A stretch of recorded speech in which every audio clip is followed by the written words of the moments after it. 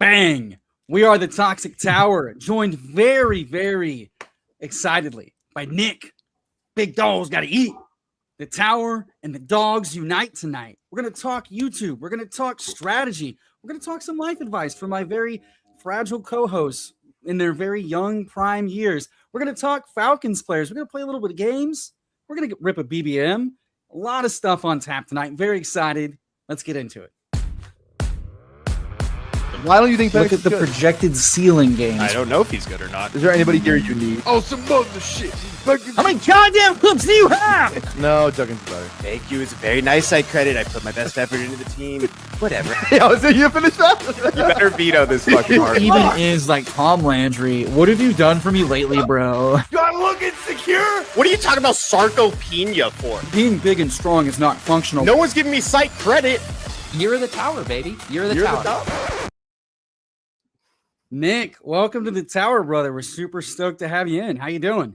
Yeah, thank you guys for having me on. I mean, as soon as I saw the Vic jersey, I knew this was going to be a movie, man. Hell yeah. Dude, we're stoked for tonight. I've got my shirt tucked in because we tuck in our shirts when Nick is on. He knows. Dude, it feels like I haven't seen you in a while. How you been? What's going on in the BDGE land? Yeah, I think last time we ran into each other was in Dallas, maybe, right? At the It was either Dallas or Brooklyn. I can't remember which one. Yeah, me either. Yeah, we've ran into each other a couple times. That was a couple of years ago, I think. So, I mean, a lot's obviously been kind of on the move at this point. I'm kind of getting back into the swing of things for fantasy for this season, but I've just been so locked in on like a lot of the technological change going on right now. A lot of AI stuff, just kind of like figuring out and living inside of Claude code. So like it's a horrible answer to start this show off, but like it's like all I do nowadays. It's a really good answer because it's a really good answer because before you got on here, we were doing some Claude stuff backstage. Yeah. So when you talk to Claude, do you speak verbally to it or do you type things in? Yeah, not specifically verbal, but like anytime I'm by myself or if I'm in like a corner that's far enough away from people and I feel okay whispering to it, then I'll get off my verbal cues as well. But like I'm pretty talk to text. That feels like the easiest way to get like paragraphs off and give it as much context as possible in a really quick amount of time. I have some app called Hex where you could just like you make whatever short key you want. You like click two buttons on your thing and it automatically starts feeding it. So you don't have to click like a mic button or whatever to start it, but very quick. Yeah, I'm a straight talker for sure.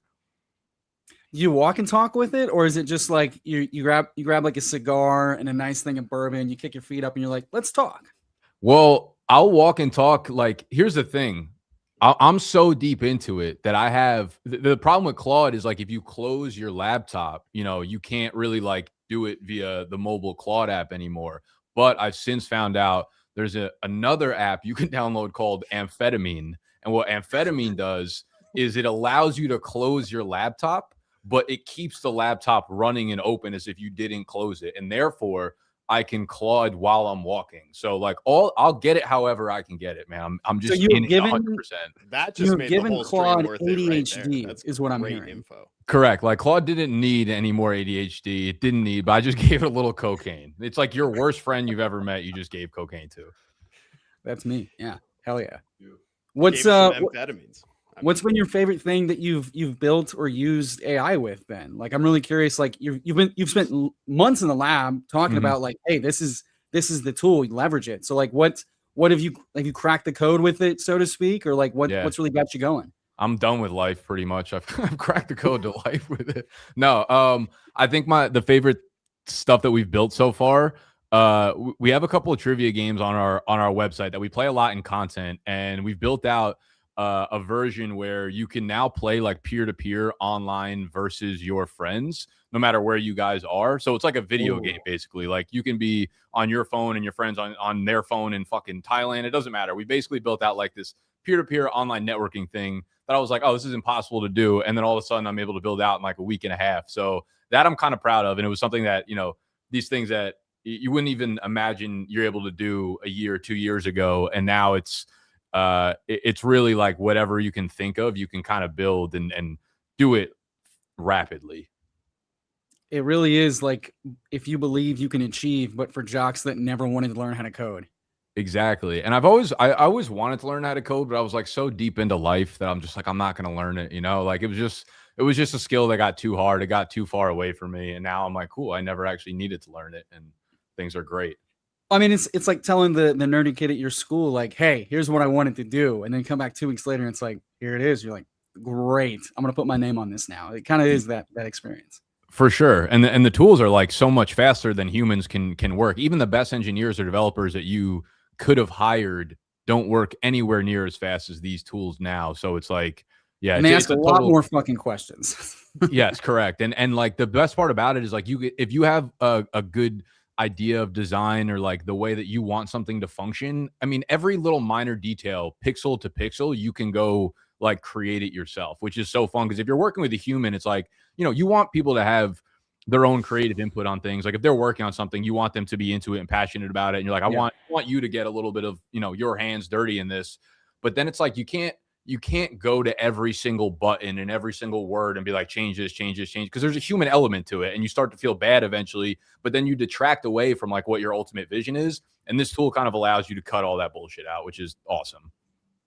No, it seems so stressful. Just like, because we're just talking about with BBG backstage, and just like hearing you talk about it, like I kind of just feel like I'm behind the 8 ball now. Like, what do you think the future of this? Like, it seems like all this stuff is pretty new in the space and the things it can do. Like, what do you think the future, like, ultimately is going to be for this? Not even just like the fantasy space, but like daily life. Like, is this just going to be like the next thing? I'm not sure. I think what where my mind is at right now is I think the level of like impressiveness that this technology has hit is really kind of equal to the level of literally coding that you do in your life. Like if you're a normal person who doesn't need to engineer or do any sort of software development, it's a cool thing that's happening. It can definitely help you like conversationally, but I actually don't think it's that awesome or life-changing at this point. I'm sure it's going to have a ton of like medical technological breakthroughs over the next half decade, but it was a very specific thing that it became amazing at, and that was software development. And that was just something I happen to be interested in as well. So I've been pretty loud and vocal about it because it's been something I was passionate about. Other than that, though, I think in the like the outskirts of life, the other areas of life, I don't think the normal person is going to have to worry about it. I just think as a consumer, you're just going to be like, oh, products are getting really good. Oh, video games are getting awesome. And you're not really going to care why or how. They're just going to be getting a lot better super rapidly. So I ultimately, I'm not like a doomsday person. I think the net positive is going to be so much greater than the net negative of all the reasons that people like pretend to get mad at AI about. Ultimately, I just think it's a really, really fun creative unlock. So most people they feel behind only because it's like a subset of people using it for very specific things that are pretty loud about it. And I think at the end of the day, there will be many, I don't know if agencies is the right word, but there will be people, freelancers, agencies, companies that are built to talk to people like yourself that are like, hey, let me help you integrate like AI into your workflow. If you want to make products, if you want to do this, I understand it's stressful right now because you don't know where to start. Like, I'm going to bridge the gap for you. And we work, with an agency like that right now. And it's just two of my friends that are developers basically, and they know tech. Like I would never be able to do many of the things that I'm doing without them having like hands on deck and make, they're putting bumpers out there for me. And they're like, you know what, go bowl, go learn how to bowl, go be bad. But like, we'll make sure you're not rolling the ball into another person's lane kind of thing. So there's still a lot to figure out, obviously, but the tools are getting better so rapidly to the point where I think in, a few months, a year or so, like everything that you're going to want to be able to do, there will be a company that's like, here, I've made this thing for like the simple person that is overwhelmed or confused by a bunch of shit. You don't really have to do anything. Yeah, it's kind of like financial planning for AI. And I think like any other technological advance, you'll have like specialists and you'll have integration. And the way I kind of see it is you've already got a bunch of like software, big data, big software needs are already like more than your average like developer or software engineer can handle. So honestly, you're essentially just putting in more of like the grunt work into the space. You still need the people to like implement, integrate, and then QA, right? And like you still need those specialists, those those smart people. But I'm with you that I'm not like a big AI doomer because it has limitations on prompting, usage, data accuracy, and ultimately just like use cases. It can't make up its own use cases, and any use case you're going to have for it, there's going to be another human element behind it or downstream of it. Because I think the more AI permeates, the more you're going to want like that authentic human element in various other instances. And so I think it ends up balancing itself out, all things considered. Yeah. And like everything in life, like what's going to happen is, you know, to equate it to something that's, you know, relevant to all of us. So there will be a lot of people making thumbnails that are used with AI, and they look a million times better than like the normal thumbnail would be made by someone who doesn't know how to make them in Photoshop, you know, 6 months ago. But then everyone's going to do that. And so they all look the same. And then like everything, like the talent is going to rise back up. Sometimes it resets when like technology advances really quickly. And then it says, okay, who could actually use this technology the best? Because then once again, they're going to get back up there. And it's always just a new opportunity for like YouTube is created. Who's going to be the first movers to figure out how to be good at this? Oh, AI is coming out here and making things easier. Who's going to be the first one to like get in there and figure out how to use this correctly? And it's just, that's kind of like what life is. It's just ever adapting things. And it's another reason why I'm not like a doomer about this stuff, because bad things are going to happen from AI, but I'm just optimistic about humans, like the top level humans being able to be extremely innovative and like figure out solutions to problems that happen. And I think we've just proven that over and over and over and over again, that humans just do that shit, you know? Along those same veins, you kind of mentioned it of like the YouTube thumbnails and stuff. And I think like, you know, in best ball and in drafting, you also see it from like overlays and stuff. Now, everybody can make an overlay, you know, in a couple of days to varying qualities. Everybody can make a thumbnail. So along those things of like, as everything kind of rises up and kind of everything special becomes just like another feature, like we've seen with every other piece of technology, like phones, right? Like using Google Maps or like a camera has become like a basic feature where it was specialized 20 years ago. You've kind of mentioned how you're like coming back into this space a little bit. So like, how are you viewing differentiating now versus like when you got started out? Like are there any things that you're seeing or like lessons learned that you're applying as like you navigate going forward, both from like a YouTube creation, but also like a, you know, cause you run your own brand, you run your own company, but also in like fantasy as well, like differentiating yourself now that everybody's talent's kind of rising. Yeah, I try not to really like think about that too much. Like I try not to really compare myself to anyone else. And I think I've always been pretty good at that. Something that I think is really helpful to me is like, I'm not great at it, but I do think I am my most like creative version of myself early in the morning. Like that is my most productive hours. And if I can get up and stay off my phone and stay off social media for a big chunk of the day, you don't have these like outside ideas kind of just like penetrating your brain all the time. And it allows you to create from a place that I feel like is very, you know, pure and very like innovative in a sense. And I think that's usually how I try to make things. So I don't necessarily go out of my way to look at what other people are doing and like, is it performing better than what I'm doing? It's more so like a battle with yourself. Like what you're doing, does it feel right? You know what I mean? Like is what you're creating like a genuine creation from internally? And I think like that's what's going to end up resonating with people. So yeah, I mean, I'm excited to see like the uptick in quality content and products. And like, I think it helps out people that don't have resources too, where you guys might sit there for 6 hours being like, how do I make these fucking overlays that are going to take forever? And then all of a sudden this tool can make something that's awesome for you super quickly. And it's like, that's exciting because it's like, who wants to sit there and learn how to do that shit forever? And that also gives value to the audience. Like it makes it a much better viewing pleasure. So I think everybody's going to get better at things, but I still think at the end of the day, what resonates is what comes from you internally and not from copying other people and trying to do it better. No, absolutely. And kind of along those lines, like we're now seeing like a bunch of new talent coming into like the fantasy space with like Pete's So You Think You Can Tout stuff. Have you watched any of that? Have you engaged with any of that? Do you have any thoughts? Yeah. Oh God. He goes, oh God. I can't say that I've been like an every week watcher. I watched the most previous episode and I've watched some of them like throughout. Very familiar with it. I talked with Pete pretty in depth, like on a his After Dark pod, like right before it went live. I was actually on the phone with him for like 30 minutes the other day too, a couple days ago, because he's going to be helping me out with a project later into the season. And we were kind of talking through it, but I think it was awesome. Like the best part about that for me was seeing how like excited Pete was and how original of an idea it was.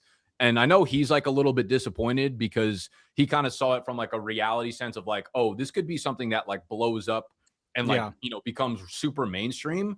But he knows that like the right people are watching and like the audience that's around it and like the recognition you guys as like competitors in it are getting, and the eyes that Pete's bring. Like you get Pete's network, which is in my opinion like one of, if not the most valuable network in all of fantasy football in terms of like getting the right eyeballs on you.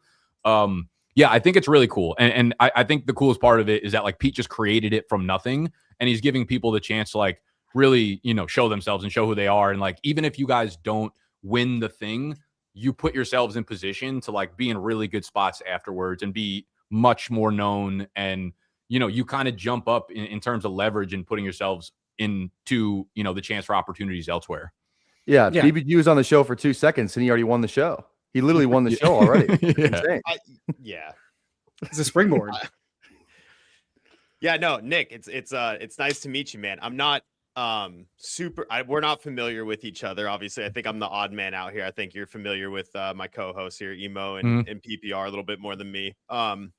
But dude, I always come across the YouTube shorts, man. The YouTube shorts get me a lot with the trivia stuff you guys are doing. So hell yeah, you guys have gotten that stuff dialed in. I have been famously hounded on this show for my attempt to make shorts because I just went off the Opus AI, but Opus AI doesn't make it as easy as you think it would be. No, it's easy. You just okay. I've used Opus. We've used Opus quite a bit. The shorts that we make from trivia though, those are definitely handmade. Those are not like AI produced. We have an editor in house that does like the long form and then the short form. How long does it take to edit like a really good short? I guess would be a good question. That would be a question for my editor. That's fair. That's very fair. Anymore. Yeah. You got to be an editor to be putting out good shorts, honestly. Like you really do. For sure. And a lot of what we try to do is make sure that we like film it kind of strategically in a way that, hey, it's like if we're filming a 60-minute trivia video, let's make sure that we could also like have these ready to go for shorter form. Right. So it's a little bit about setting it up, and we try to make it so that, you only really need to edit it once. So you're editing it for the long form, which means like you're editing out all the cutting, talking bullshit. The graphics might need to be moved around to be like resized, but at the end of the day, it's like for that specific content or things that we're super intentional about, it's like important for us to shoot and edit it in a way that's not making the editor do like 2 times as much work. But you can make obviously like specific content for a platform, but it can be time intensive, and it's almost like you're choosing one or the other. Like you have to be conscious about the choice and where you're investing the time into. Follow up. What do you consider short form content? Because famously, BBG thinks short form is 45 minutes. I have a question about the trivia. I feel like you guys got to be running out of fucking questions because on my stream I would play the BDG trivia every single day to start the stream. Every single day I would play the daily grid. Transition to I like doing the daily rip sometimes if I have a guest. It's just a little easier because it's fantasy football related specifically. Yeah. But like I feel like a year ago the questions were like, name the top top 24 like players with 500 yards from University of Texas, right? And now today I feel like it's like name the top 15 players drafted since 1990 whose middle name starts with the letter Z. Like that's what I feel like the trivia is kind of turned into. No, that was like a legit, I think like yesterday's trivia. That was fire. Yeah. So my question is like, what is the overall, like, is there like an end goal of the trivia, or is it just like stay on the current path that it's on? Like what do you see the trivia becoming, or is it just staying the same? I mean, dude, I don't know that we have like a goal. When we started it, it was genuinely just like, this is super fun to make, and people on TikTok loved it. So we immediately had like a ton of eyeballs on it. And we're like, this is awesome because it's like so low stress. You're just playing trivia and like bullshitting, and 1 million people want to watch it. Amazing. Now to your initial question, like the daily grids, near impossible to make those. We have one person specifically who's like a contractor for us. That's their only job, is to make daily grid games for the month, because that's so like exhausting and time intensive. But we've also built out like a validation system on the back end. So we have all the data, and you could like select drop downs, and it will automatically make boards for you. So you could be like, all right, team Arizona Cardinals, position running back, year from 1990 to 2010, click go, it'll populate the board. So again, that's like another kind of like AI use case that's made things much easier for us. The daily grids are tough, but like we've been trying to innovate with games. It really is like, how do we take NFL players and their stats and just repackage it to different games? So we have the fantasy drafts, like you said, with Daily Rip. We have the online version of that. I don't know if you've checked out like Imposters, a new game that we have on there. We have like 501, super fun if you're playing with friends too. So it's as much about like coming up with new questions as it is a way of figuring out how to repackage it. Not too dissimilar from like YouTube content. Like at the end of the day, every fucking fantasy football YouTube video is like talking about players I like, talking about players I dislike, and like, is there a strategy I should enter a draft with? And like, how many thousands and thousands of videos are there of just repackaging those three fucking ideas over and over again? So that's what it is with trivia. And I think like what's important for us is that we are making the games as similar to our content as possible. So we have a lot of people watching our content and they're like, man, I wish I could just like be on the couch with my friends and play the same way that we do. So when we're thinking about product, it's not necessarily like, can we stump every fucking football trivia guy out there? It's like, how do we get the people that just want to play trivia to like feel the same way that we do when we're on the couch? And let's build a product exactly the same way that we play it. So when we're thinking about it that way, dude, at this point, man, we have like the trivia membership, which is like $10 a month on our website. We have so many fucking people signed up for it that it's almost making as much money as like the fantasy side of our business now, which 2 years ago, never in my wildest dreams could I have said that. And it's been nice because it's allowed me to like take pressure off myself from needing to make like 7 fantasy videos a fucking week and like doing all this product work and all this kind of stuff. So it's been a blessing, honestly. Thank you to every fucking moron that loves NFL trivia. Well, I think it's a perfect segue into, you know, the game that I have made with my newfound Claude abilities. It's a game catered to our audience, right? It's a game we play with every guest we have on the show. It's Fuck, Marry, Kill. It's usually between us three. You know, you got to pick, you know. Yeah. We're going to do 5 rounds with you here, Nick. And figured we'd start off with a more fantasy football related one in the beginning here. So all of these are going to be Fuck, Marry, Kill. And your 3 options for prompt number 1 here are going to be best ball, redraft, or dynasty. Redraft is the easy marry for me. I love redraft. It's like the reason I got into fantasy. It's the reason I make content for fantasy. Like everything about fantasy football for me goes back to that like first high school league I was in and the league I was in for 15 years. So when I think of fantasy, that's what comes to mind. Everything else has been like a sprout from that for the most part. And it feels kind of sacrilegious in this part of the community to like kill best ball, but like get that shit out of here. Damn. You're gonna love the best part of the show. Then we're gonna fuck dynasty. All right. Yeah, we're gonna fuck dynasty.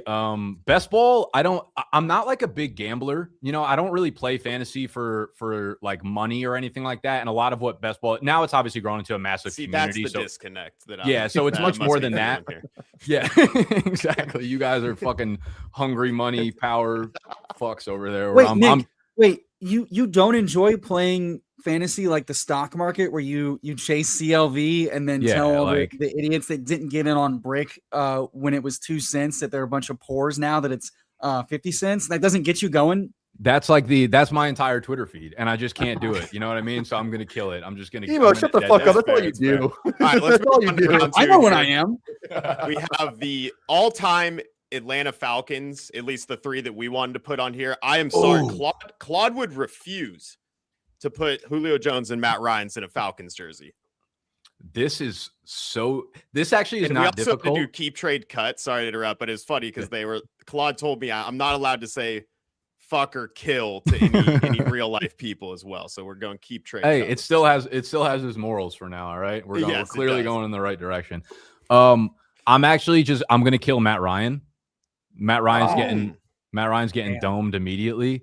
Is that just because he never got a Super Bowl ring? It's not because of that. I have the utmost respect for Matt Ryan. The other two just hold such a strong place in my heart. Like the reason I'm a Falcons fan is because I started watching football when Vic came in the league, and he was like he was the most electric athlete on the planet. So I became a fan of his and then stuck with the Falcons after that. But Julio's without a doubt the best player in our franchise's history. So it's like, I don't know. Can I just have an orgy with them? Like, do I have to choose? That. Who's got the most trade value? I guess if we want. I'll keep Julio. The best ball click. Yeah, let's keep Julio. Yeah. Vic was always a one night stand. He never, he wasn't there for the long term anyways. He was always a high ceiling electric guy. So very much a fuck. A night you'll never remember and you'll tell your boys about for the rest of your life. Exactly. All right, fuck, marry, kill. Places to drink a margarita. We know you're a margarita connoisseur, and so figured give you 3 tough options here. Wow. This one might be the one you've really stumped me on. This is the one we spent the time on, Nick. We were like, we got to stump him with one of these. It's got to be the margaritas. No, this is well done. I think again I'm going to work backwards from this, and I think I'm going to go kill sporting event. It's just too much going on to be drinking a margarita. Like I'm going to spill it on the person next to me. I feel like rooftop bar is great. At the beach is amazing. Let's go marry at the beach and fuck rooftop bar. For sure. That sounds right to me, honestly. That sounded right. You drink it, it's sporting event, more of a beer place. At the beach, you could do it every single time and never be mad about it. And then rooftop bar, you might get over like going over there and spending $20 for a margarita every time. It's fun. Now hold on, before we move on. Let me narrow this down just a bit before we move on here. Sure. 50-yard suite, top shelf margarita in the suite.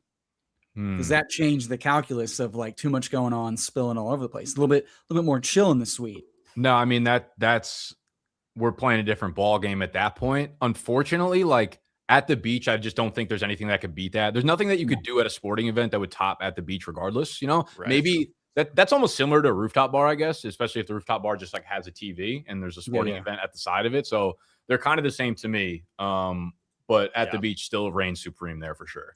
Okay. All right.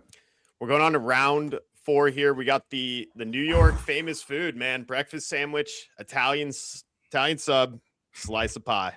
Italian sub / deli sandwich, bodega sandwich. You know the vibe. I feel like you guys Italian. You guys are good at this, man. You guys are fucking good. I'm gonna marry pizza. I've had 2 slices already today. I'm gonna fuck a breakfast sandwich.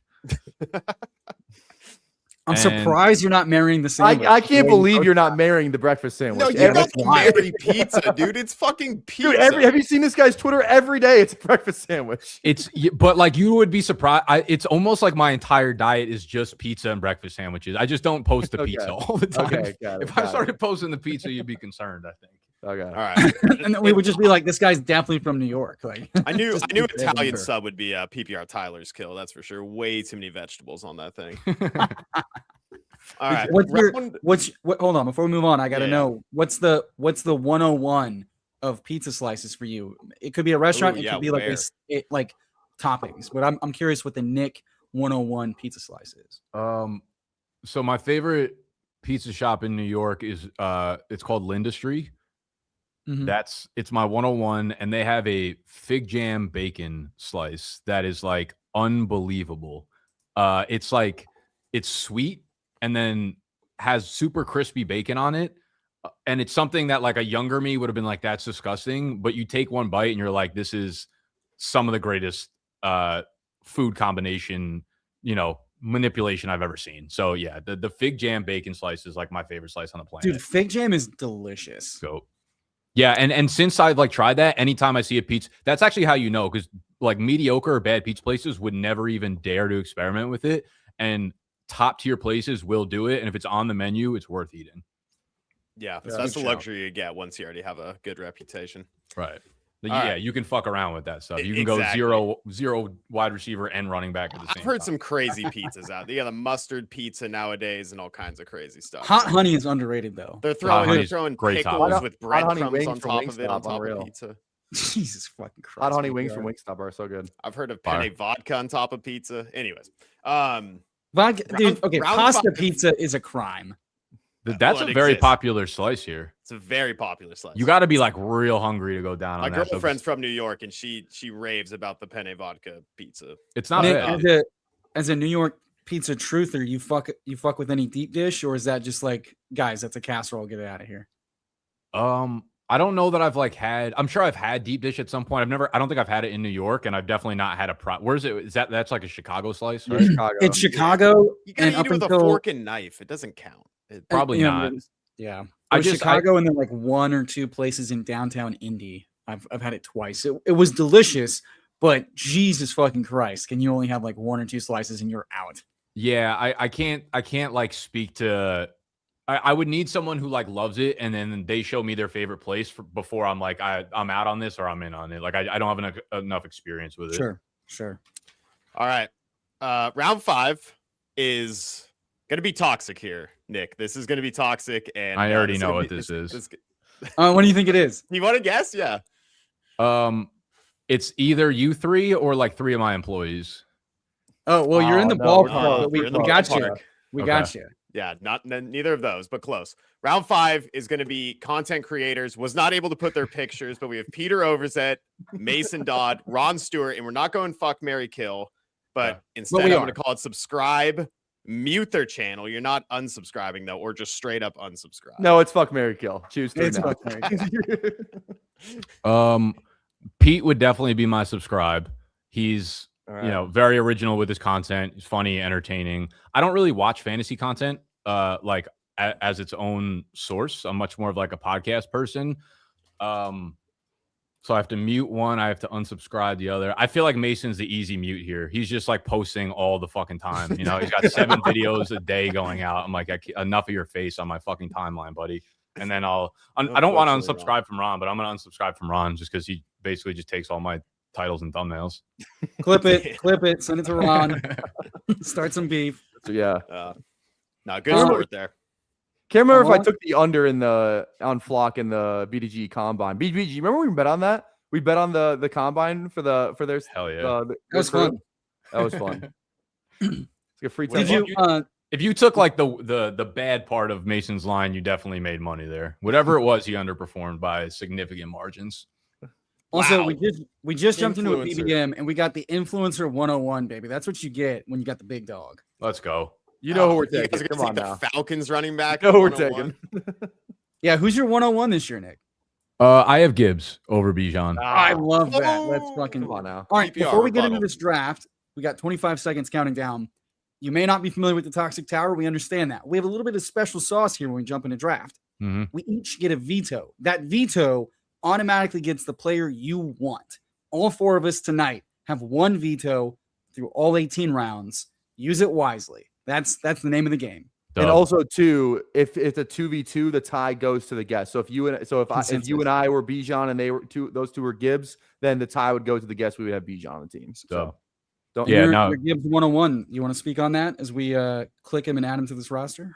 Yeah, Gibbs is my one. I mean, listen, I don't think either of them are going to lose your league necessarily. I trust the offense so much more. Something I haven't heard talked about much either is Stefanski coming over to Atlanta. And as an Atlanta fan, I actually thought Zach Robinson was very creative as an offensive coordinator. Like, he got Bijan in space a lot. He got him moving around. He got him in a lot of super creative opportunities that I think I'm not confident that we're going to get that with Stefanski. Bijan's going to get his own, but like the quarterback play, I think is going to be murky there in Atlanta. Our offensive line, I think, is going to be worse than we have been in previous years. And the Gibbs situation in Detroit is just fucking insane without David Montgomery there. So if you look at any of the splits, obviously without Demont there, I mean, he could be, vying for one of the best fantasy seasons by a running back of all time here.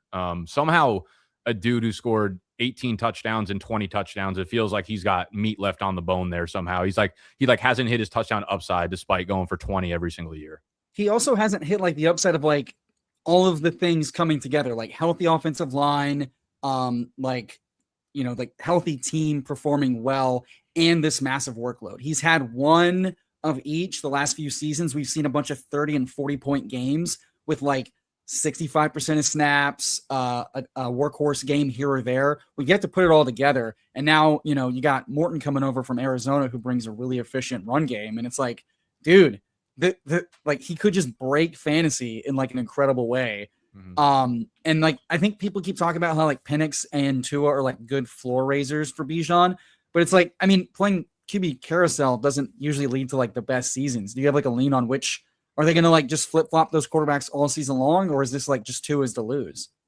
I think it's likely Tua's to lose for now, but I also think it's super likely he loses it at some point. Like I'd be shocked if both of them don't make a pretty strong handful of starts throughout the year. I would much prefer Tua if I'm a Bijan owner. I was not a huge Penix guy coming in, and I don't think I was kind of like on the fence about him. I was like, whatever, I'm excited. He's a top 10 pick. Maybe things turn around. After year one, though, even a small sample size, he just misses like very normal intermediate to short throws throughout the games. And I'm like, NFL quarterbacks don't do that, And I'm like, okay, I think I'm out on Penix here. So Tua, dumping it off to HN all the time feels pretty good for Bijan there. So I think we'll get more stability with Tua, but I don't think we're going to have stability throughout the course of the season when it comes to the two quarterbacks at all. I remember when Penix got drafted, and I think the first thing I did was I think you guys were live streaming that draft for sure. And I was like, I want to know what Nick thinks about this pick because not great. It was pretty because I was working for Player Profile at the time. I was in Detroit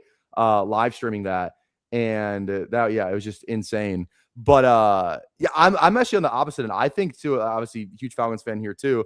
I think Tua is like, I don't think Penix plays it's Tua's going to get the start. I just feel a little bit more confident that he actually holds on to the job, assuming he doesn't get injured. I just think the offense is so well set up for him. I actually think he probably plays like a significant amount of games. Like probably like I would set my personal line at like 13, 14 and a half person. I think he plays a ton of games. Yeah, I don't hate that. I do think he'll actually perform better than a lot of people assume that he's going to. We got to make a pick right now. What do we got? We got two players here. Who do you like here? I love Nico, and then we can talk about it. Like Jeremiah. I like Jeremiah Love. I do like Jeremiah Love as well here. 212 feels like a really good price for him. Yeah. And then our starting wide receiver. I'm into like Nico, Pickens, Rice, Olave. Those I'm usually Rice here.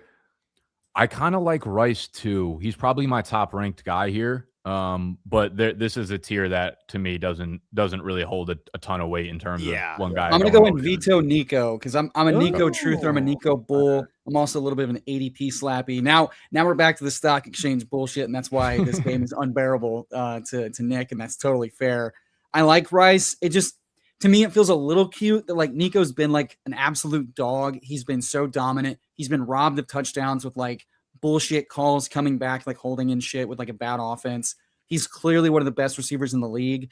Stroud's not had the best 2 seasons. They finally look like they might have something together with like the OC, the offensive line, all this bullshit. But more importantly, Rice is like just rehabbed in prison. Like I don't want to completely like hand wave that. Yeah. I remember a couple years ago, you had like this big thing of like players are going to get injured.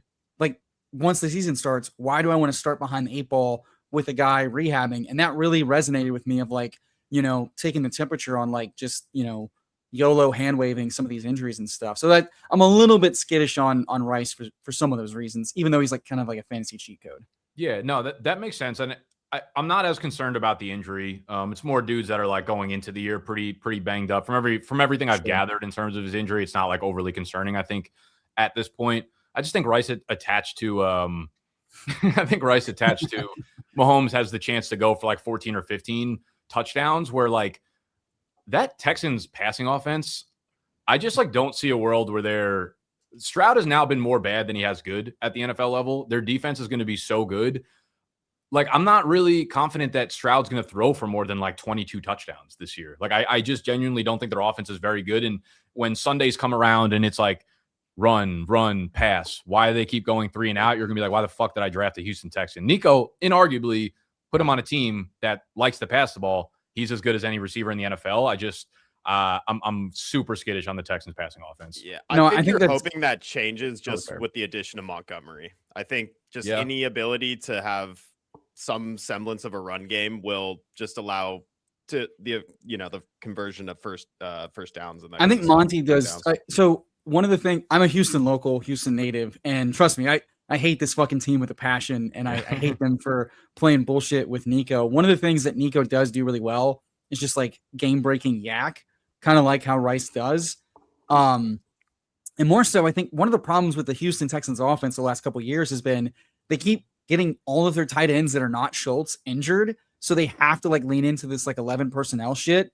They finally might get to go into the season with like 3 healthy tight ends to actually run more 12 personnel to help with some of the blocking, help with some of the play action that Stroud in this offense does a little bit better. And then quite frankly, like I think the offense, like the defense can be so elite that it can give the offense a bunch of short fields. We kind of saw the Jags benefit from that last year of like a bunch of short fields. But to your point, I think Reeves just talked about this of sharp football that like with all the kickoff and field goal, and I might be misattributing that, but like with all the shorter fields, with all the kickoff rules and the longer field goals, a lot of your scoring is going to be probably from touchdowns, less so from yards. So to your point, like Rice is really exciting from a high pass rate offense like the Chiefs, especially in the red zone. Yeah. Fun fact here on Dalton Schultz, this previous season, 2025, was the best fantasy season by a tight end for the Houston Texans ever. Are you serious? Better than Owen Daniels with better than Owen Daniels? Better than Owen Daniels. That's fucking crazy. Yeah, it's actually so sad. That depresses me so fucking much. Mm-hmm. It was one of the prompts we made, Tyler, on like one of the rips, and like before we shoot those out, we manually make those prompts, and like I look at the answers beforehand just to like make sure nothing's like super fucked up. And I'm like, there ain't no way Dalton Schultz is the greatest fucking Texans tight end of all time. The Texans are so depressing, man. The hardest part is trying to get the year on those fucking things. The year is the hardest part. So it's muscle memory to like the exponential degree. Yeah. So we got both of the Bears guys fall to us. Are you into Burton or Loveland this year? Bears is kind of fun. With the Troy bringback? I'm much more confident in Loveland than I am. I like Burton, that. Let's go Loveland. I'm cool with that. I'm open to talking out the other pick. Quinchon. What do you think like? I'm receiver here, but yeah, you're probably right. It's tough. I still like Devontae Adams. Are you guys out on the old? I love Adams. I'm but they're in. So they just got in a fucking argument about Devontae. Actually, you know what? We're doing double Bears. I'm doing double Bears. I'm worried about the Bears passing offense from like just them disappointing to the entire fantasy community. Like I don't know. Like, is Caleb going to jump from 36 up to 4,500 passing yards and be this dynamo all of a sudden? Is this going to happen, or people? History says no, they never will. I don't know though. You look at like the second to the fact that they're all overpriced. People have really been coming around to that. Yeah, I think that's correct, which is why I don't mind taking one of them here, one of them there, one of them over here. Right. The Loveland Burden swing there is intense though. It's a rare combo. I'm doing it more from like a portfolio best ball thing, considering I'm doing like 500 of these drafts. And I don't think I have Loveland Burden on the same team with the Gibbs bring back for week 17. So maybe it is harder to advance the team, but if we can find some advance rate pieces, this team would be really fun if we got it all the way to the finals. Nick, we're diversifying our short on Caleb Williams by getting Loveland and Burden on this team. Listen, don't get me wrong. Like when I was working with Underdog, I was talking that way, too. So it might have been because they paid me to do it, but like I eventually, you fake it until you make it. Like you become that person. So I was diversifying the portfolio for sure. Sounds like you were in the fishbowl, is what it sounds like. Yeah, a little bit. Nick, I should probably. This is great news for me. I'm not sure that you will care, but when I first started streaming, I made a list. There were 5 people that I wanted to have on stream at some point. This is the tower, so we'll count it. You are the last person on like a White Whales guest list. So you're the last person on that list. I just want to say thank you because now my list is complete. I have all the Infinity Stones now. Let's go. Who are the other 4? It was Fantasy Football Counselor. I'm just kidding. It was like fire. Let's go. It was Pete Flock, Theo Greminger, Alan Sislowski, who I just knew from Player Profiler with Theo, and then you. It was those 5. Alan's a crazy He is crazy. That's why I love him. He's fucking hilarious. All right. So now that you've named the 5, you're gonna play fuck, marry, kill. fuck. No, you're actually gonna play fuck, marry, kill, kill. There you go. Yeah, that's good. Kill. All right. Well, considering I'm in the final 3, we'll be marrying Overzet. I don't want to get in any trouble there. Oh, this fucking cunt took Caleb. Sorry. I know. What a fucking. That's crazy, actually. Fuck. Ooh. You know what? What if Tyson Bage is the guy you need? PPR Tyler's just jaggering PP. Fucking. I'm just trying to. I don't know. I had to kill 3 people, so 3 people are gonna be pissed. We'll go. I gotta marry my boy Theo. I'm gonna marry. No, kill. Sorry, fuck Theo. Marry Pete, and we'll kill. Sorry, Nick, you're the last one on. So see ya. That's insane. That's insane. It's insane that I wasn't just the fuck and then kill everybody else. Just pander to the guests, PPR. Come on. Sorry. Now let me play marry, kill. Okay. And then you kill me still? Yeah, exactly. I can't wait to veto your next fucking pick. No, you can't. You fucking thought you can't veto my next pick. You just have a double veto for that. You don't have a double veto. No, he talked to Claude and he said, "I'm innovating your game, you bitch." Oh yes, you bitch. Yeah, he physically talked to Claude. All right, we're coming up here on come on, our Tyson 6-7 here. turn. I do not mind grabbing a running back and a receiver, 2 receivers. The QBs I'm all in on win. Marv year 3 at the What do you like 6-7 here, Nick? turn. I'm kind of into a wide receiver turn. Yeah, here. I am as well. I'm not Which two do you super like? into that wide receiver or the running back run. I'm good for Tyson. I like Tyson. You guys have a feed on. You like Marv? I would go Marv. Yeah, I think he's Marv or probably Lemon. we have a Whichever Cardinals one you all bet like kind of better. going with Jeremiah Love. Unexpected Cardinals aren't as bad as we think they're going to be this year. Something like that, but I not can mad get with you. behind that. You guys like Quentin Johnson at all? Not above Marv, but just in general. I like QJ. It's when I look at like the guys he's going around, I'm like, how different are you than? And again, I love QJ, but it's like I think I'm paying a premium on Keenan Allen's not here right now versus like these guys, and just that doesn't feel good if and when Keenan signs. It's like super fair. It's still a risk in my head. Yeah, I like that duo that just fell to us there, Tyson and Marv. That was Well, I'm solid, glad solid. you like that, Nick, because here on the tower, we hit the nut button for value, baby. That's just it's not even the tower. It's just any show that you're on. I was trying to brand it for the tower. That is a me thing, and that's fine. I'm fine with that. Claude told me it was good. Yeah. Nick, what do you said you've been kind of like a little bit behind and back from fantasy. Did like the first couple rounds of like fantasy drafts going on right now, does anything like stand out to you as like, what the fuck? Or that seems totally wrong, or I'm smashing the shit out of this guy? Or does it feel right to you and like the market's just super sharp now? I will say I was really surprised at the gap between Bowers and McBride originally. The more you kind of, let that marinate in your head, I think it makes a bunch of sense. The turn is crazy with running backs. Initially, when ADP dropped and Achane was like the 110, 111, I was like, that's insane given the makeup of Miami's offense, obviously. They have an offense? Exactly. Like Achane, I don't know. He would have to be superhuman to return any sort of value there. I would say, who else? I'm actually surprised that people are so bought back into Jefferson at like the 1.8, 1.9 with Kyler as their QB. Yeah, talk PPR off the ledge right now, please. I've been trying to tell him all year it's Lamb over Jefferson. Easy. Yeah, Jefferson. I also just don't think Kyler's a very good quarterback. I think he's like an unbelievable athlete, but I think he just struggles to like make good NFL wide receivers. I think the short thing is real. I think he can't really throw over the middle of the field. I don't want to go too far because I do think KOC is like an amazing play caller, an amazing head coach. And I don't want to just look, it's very possible that JJ McCarthy is just that bad. And the rest of the sample size of like all those other mediocre quarterbacks that KOC turned into playmakers is super legit. And he could do that with Kyler. But I'm worried about Kyler just being someone who, picks and chooses his spots, is like not comfortable delivering the ball where Justin Jefferson can get it. Jefferson just feels risky. He doesn't feel like a safe pick at like the 1.7, 1.8, 1.9 as he did in previous years. Agreed. Right. Like my rebuttal would be drafting him in the first round kind of thing. Like, my rebuttal would be like, what about like DeAndre Hopkins? Like him and DeAndre Hopkins was awesome on Arizona, like top level fantasy guy, like those prime years. Like I think, Jefferson that was before you've even probably turned a camera on. How long ago was that? 6 years ago?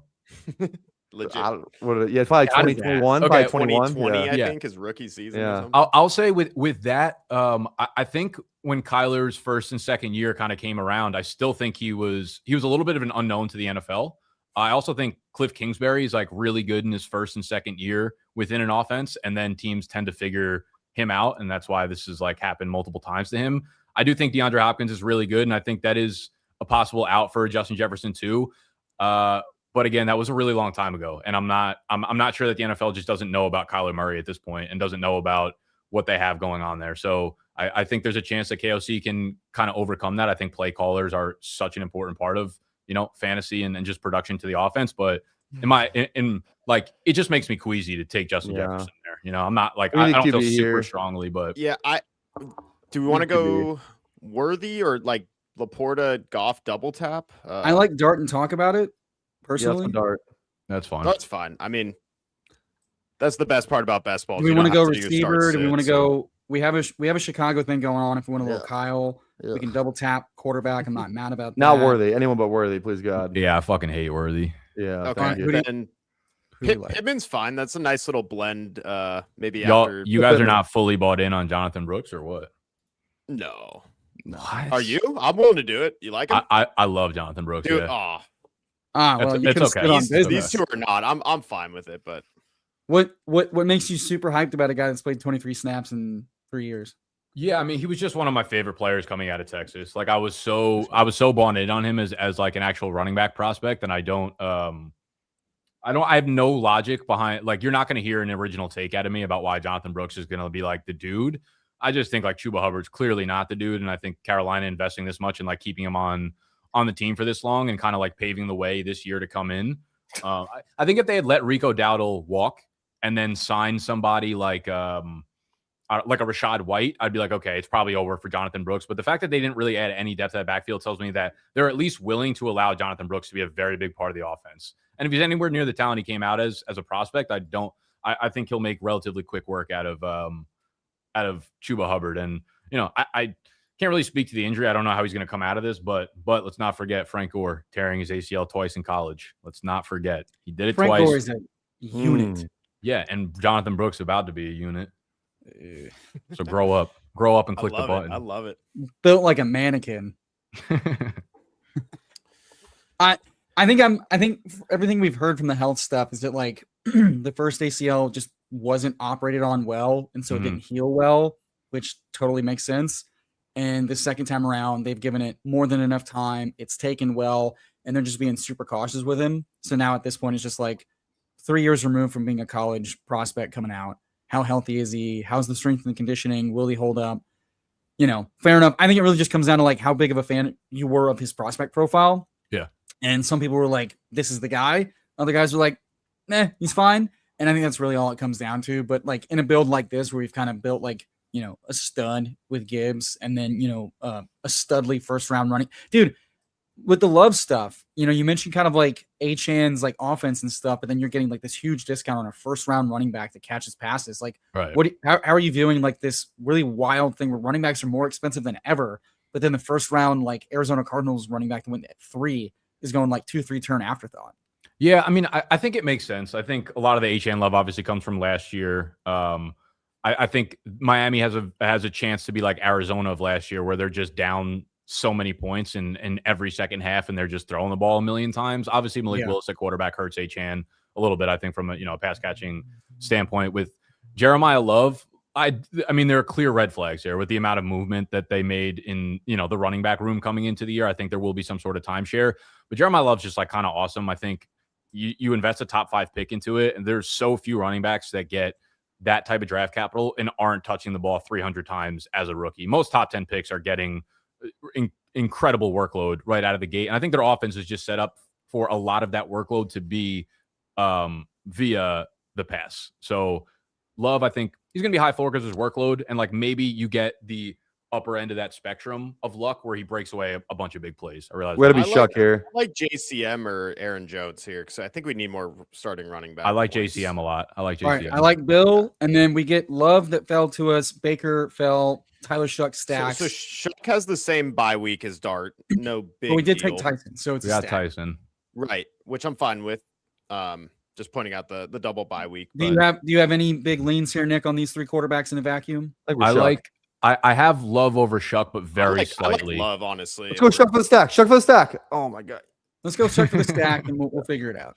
Yeah, I mean, I like both of them. I think Shuck is kind of fun, a little bit of unknown upside. I think New Orleans could obviously be like a super good team, this like one of those teams that goes from 4th to 1st overnight, and really strong play call, a really strong offensive line, all that kind of stuff. Great environment, but I like Love too. I think both of them are kind of like back and back for me.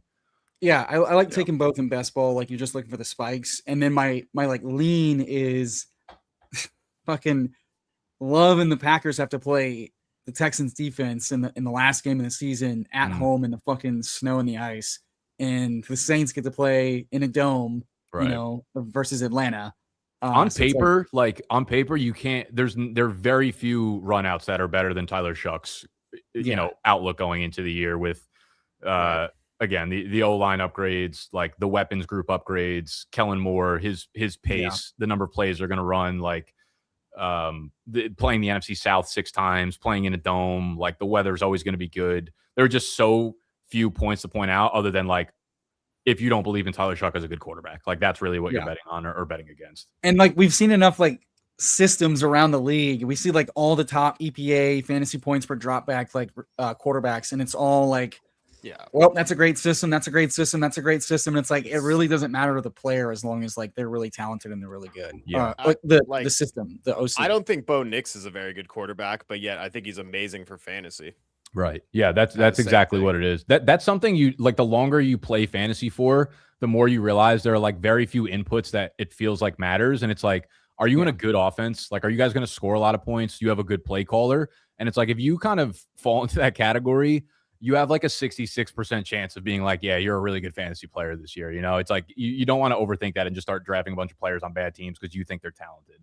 Yeah, unless it's like the Bucks or the Seahawks of like the last few years, where it's like, okay, we were just wrong that this offense was bad, but you want indications that that's a good bet, not just like blind faith of like, what if? Yeah, exactly. And it's just, it makes the game a lot more simple, I think, if you just attach yourself to teams that run a lot of plays, because they're going to have the ball a lot, good defense, get the ball back to them, score a lot. Like, it's just a much higher chance of the players being good. I mean, the Cardinals just showed us that like last year. We didn't think that was like in their bag, but like, yeah, if you run the most plays in the NFL, it doesn't matter who's like on the field, they're scoring a shitload of points. Yeah. Also, Nick, I know we are right around when you got to bounce. So if you want to make these 2 picks and you got to leave, Oh no, you're good. I could stay past. All right, cool. You're good. It's funny. These fucking BBMs with 20-second clocks have been like ripping off like 30, 35 minutes. And then the one you jump on, they're like, slow it down. Take really some time. Get a man out. No, you're straight. You're good. You're good. I got nothing to do for the rest of the night. Cool. No pizza places really calling your name so far. Now. Yeah, let's recap real quick. 2-3-5-1, Dart, Shuck at quarterback. We got Gibbs, Love, and Bill at running back. Nico, Burden, Tyson, Marv, Pittman, and then we have Loveland as our lone tight end. Say our first quarterback again. I said Dart, right? You are a reckless, crazy son of a bitch the way you play quarterback. You're kind of like Evil Knievel. Evil Knievel pulled up, told us he the lead nigga in the freezer. I'm big as a beater. I love that clip. Dub. All right. We can't go Stroud. Another week 8 bye. So we just got to keep that in mind. Bye week, bro. Pussy. Dude, you can't have all your quarterbacks on bye. All right. What do you like here, Nick? Let's talk it out. Hunter, Nick. Come on. No, I'm out on Hunter for sure. Get this man off my show. Like Strange. I do like his teammate Strange. Yeah, I like Brendan Strange if that's a possibility. All right. Let's talk about Strange. What about Strange and reach on our RB here? I was gonna say, do we want to get our RB4 here? Who the fuck are we gonna get? I like Spears is a solid bet. Spears or Tank. Really? You guys like Spears? Well, I mean, give me a name. I'm good. Like Tank. What about Tank? No, they're all bad. They're all terrible names at this point. Just go Hunter. Yeah, that's fine. I don't give a fuck. Oh, we're going Hunter. Yeah, I love the Nick's like, I'm out on Hunter. We just take fucking little here's the thing. I was like, I'm off Hunter, and then you start naming Tajay Spears, and I'm like, I'm way more off. This is the Hunter thesis. Here's the thing, Nick. Cheap. There's no one the running backs that are going to be any better than we still need to draft some. They're not going to be any better the farther we get down. I disagree with look. You look at this. I don't think they get any worse. Okay, I was going to bring up Kamara. Kamara is going to end up being good this year at some point. Too. Yeah, Kamara's going to end up being good this year. He's obviously like way watered down in half PPR. He'll probably carry the ball like 5 to 7 times a game, but Kamara could have been a play there for sure. Hunter is he might be there when we come back. I don't know. I feel like there's been enough reports over the last week that like there's not going to be any sort of discount on him. I feel like at this point, I'll be okay. I'll sleep well at night, quite frankly. But it would stack well with Shock. Yeah, Hunter. I kind of feel like the Jaguars are probably at the point now, despite like reports of them being like, "Oh, he's going to play both sides." I feel like they know they need to get an elite player out of one side of the ball for him, and their wide receiver group is so good right now that they have the luxury of just allowing him to be the wide receiver 4 there. So, I mean, I think their team is so built for him to be a cornerback, and that team will be so well-rounded if he can step up to be an elite CB1, and you don't need to pressure him into playing more than 30% of the snaps on the offensive side of the ball. So I do get it. Like, you're down in this area, and it's like Jalen Naylor or Ryan Flournoy. So it's like if those guys get in the game, you know, Travis Hunter's way more likely to kind of like break the game. If an injury happens, he's way more likely to be very good. But yeah, I don't know. Staying on the Jags, though, are you like P-Wash and BTJ go like right next to each other? Do you have a lean versus one of those two? Yeah, I like Parker a lot more. BTJ, I just kind of feel like he's just to me, he's a really good player for their offense. I think just in terms of like stretching the field. I think his outcome on a weekly basis is going to be very predictable. I think he's going to get 4 to 6 targets. Sometimes he'll connect on the deep ball. Sometimes he won't, and it'll be disappointing more often than not. But I think like the dream of him being an alpha again, him being like a wide receiver 1 in fantasy, I think it's like kind of crazy. If you watch the Jaguars at all last year, Trevor Lawrence does not trust him, and he really trusts Parker Washington and Jacoby Myers. Like, they have really strong hands. Trevor Lawrence has led the league in his wide receivers dropping balls in 2 out of the last 4 years.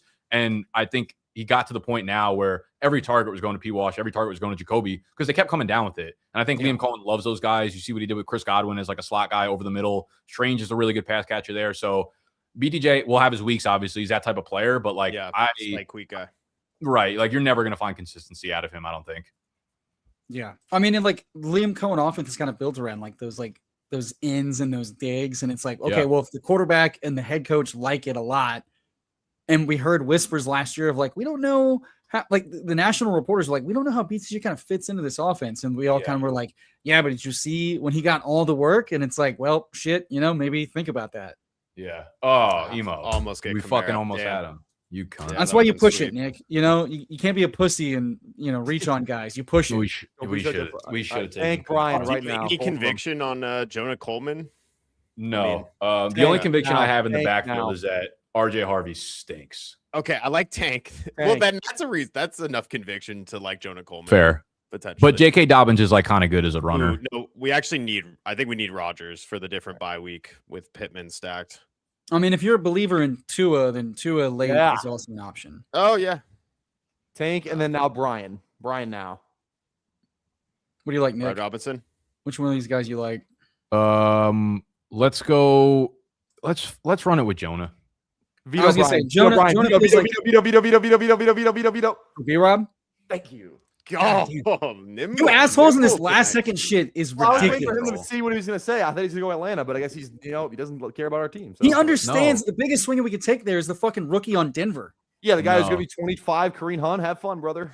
Oh, you liked RJ Harvey as a fucking 26-year-old. That's not Kareem Hunt, dude. That's Jahmyr Gibbs. We just have to take solace in the fact that we have Jahmyr Gibbs, so we already have like a 400-point half PPR running back, and we just really need JCM or Jeremiah Love to be going. BBG, how many Jahmyr Gibbses do we have on this team? My favorite bit that BBG does is like we have Malik Neighbors 4 times. We have 2.5 with 2.5 Jahmyr Gibbses. Okay. Yeah. Jeremiah Love's a Jahmyr Gibbs. You can get another Jahmyr Gibbs in the 5th round named Trevion Henderson. It's funny too because Jeremiah Love's like his play style actually is way closer to Gibbs than like I think some of like he's been compared to like Saquon and like he's just kind of like a taller to McCaffrey. Like no, he's not really McCaffrey. He's like a taller Gibbs honestly because he's actually like all explosive most of the time. Like that's his calling card really is the explosiveness. He's like a more explosive Derrick Henry. Right, well, I don't know. He's not as big as like Derrick. He's a better pass catching, more explosive Derrick Henry. What if Derrick Henry? That's what I'm saying. That's why I'm saying he's bigger Jahmyr Gibbs. I can't believe you just vetoed that to take Brian Robinson. Dude, you don't see the vision, dude. You don't see the vision. What do you win when Neither does he. What do you win Yes, he does, dude. Yes, he does. We just broke him down. He did some good things in San Fran last year. Dude, B-Rob hasn't mattered in 2 years, and I'm sick of pretending that he has. Shut the fuck, dude! You're fucking glucking right now, dude. You never had a problem anytime you take B-Rob ever. Shut the fuck brother, up, dude. I would much rather take fucking Jonah Coleman with his Jonah Coleman fucking blows. We know this. He fucking sucks. we know this before he's taken. No, Nick, you don't understand. We know this. He fucking sucks. Your prospect profile biases are so hella bad. At 169, then why even have takes if I'm not going to stand on him? Then why even fucking do all the shit we do? We could literally have Alvin Kamara and Jonah Coleman right now. Imagine. Thank God we fucking don't. At least on Coleman. Kamara. I wish we would have recognized the Kamara thing sooner. That would have been a nice floor pick. Tell you what, if Saquon or Bijan get hurt, Tank and B-Rob are fucking smashing for this team. Nick, do you know the other two running backs on Atlanta right now? Smashing is tough to say. Not B-Rob and Bijan? Is one of them Casey? No. Is one of them McClellan? No, I think he got cut. One of them is Nathan Carter. And the other one is. Let me guess. We're drafting him next. Someone have like a Spanish name in the backfield? It's who the fuck? I totally forgot who it was now. All right, let's talk. This is about to get ugly. We got 3 picks left, 2 coming up here on the wrap. I'm not opposed to just grabbing Tua and not worrying about pushing Tyler the last Goodson. Pick. Tyler Goodson is the other one. Is Tua playing week 8 though? That's the thing. With this build, I think we might be done at running back. Who else is left at quarterback? Who else is left at QB? Tua. It is dire. We're talking Tua, Shadur, and Tua now. God. Tua. That's why. Yeah. You don't think we're getting 17 out of Deshaun? I think no, Shadur not at might all. start. He's already 50-50 in OTAs with Shadur. Yeah, no chance. How about Tua? It's got to be. Yeah. All right. Yeah, we need him. Is there a receiver here we like? Jahan Dotson. Jeremy. Stack it up. I absolutely not. No, seriously. Jeremy. Tank Dell? No, Jeremy. I don't mind Jeremy or I guess we didn't get Stroud though, so going double Houston receiver. Yeah, I know it's kind of gross. You're Let's right. diversify. Wait, what about? Okay, hear me out. Darnell Mooney as the 2 there in New York. Oh, Mooney! I'm in. And we got Dart too. Yeah. That's Mooney what actually. He might have been the worst player I've ever seen play for us last season. Still is. Hey, he was so good 2 years ago, though. It's not his fault. Raheem Morris lied to us. He's like, oh, yeah, he hurt his shoulder. He'll be fine. Fucking broken collarbone. That fucker lied to us. I told you that in fucking August. No, you didn't. Dude, I fucking told you this like fucking 5 years ago. I fucking told you. You don't say shit. You just make shit up. Chat, go get the clip. Go get the clip. This fucking asshole was like, my coach tells the truth. Okay, find the clip. We're all looking for the guy who did this. All right. Before we get off the rails with calling PPR redacted and listening to coaches for their I think it's truth, a running back for the last with a 3-5-7-2, what feels like the right pick to round this out? An 8th receiver, a 6th running back, or a 3rd tight end where we have Loveland and Strange? What are we thinking? I feel good about if we're betting on Loveland, we're kind of betting on him having the breakout year. I think we just kind of have to ride that as our outlook for our team. So I think we go off tight end. We probably need. I don't know. Yeah, I mean, yeah. I can go any direction. Our running back room went off the rails there. No, it did. This was a great running back. You need to see the vision. Do you like any of these late running backs? And Marshawn is a Lloyd. strong word. I used it. Like is a very strong word for sure. I've never been one to really buy into the Marshawn Lloyd kind of bit, but I could see the vision there a little bit. Stay strong, brother. Stay strong. Yeah, okay, I'm out. Fuck it. Nick Singleton? You don't like Spears?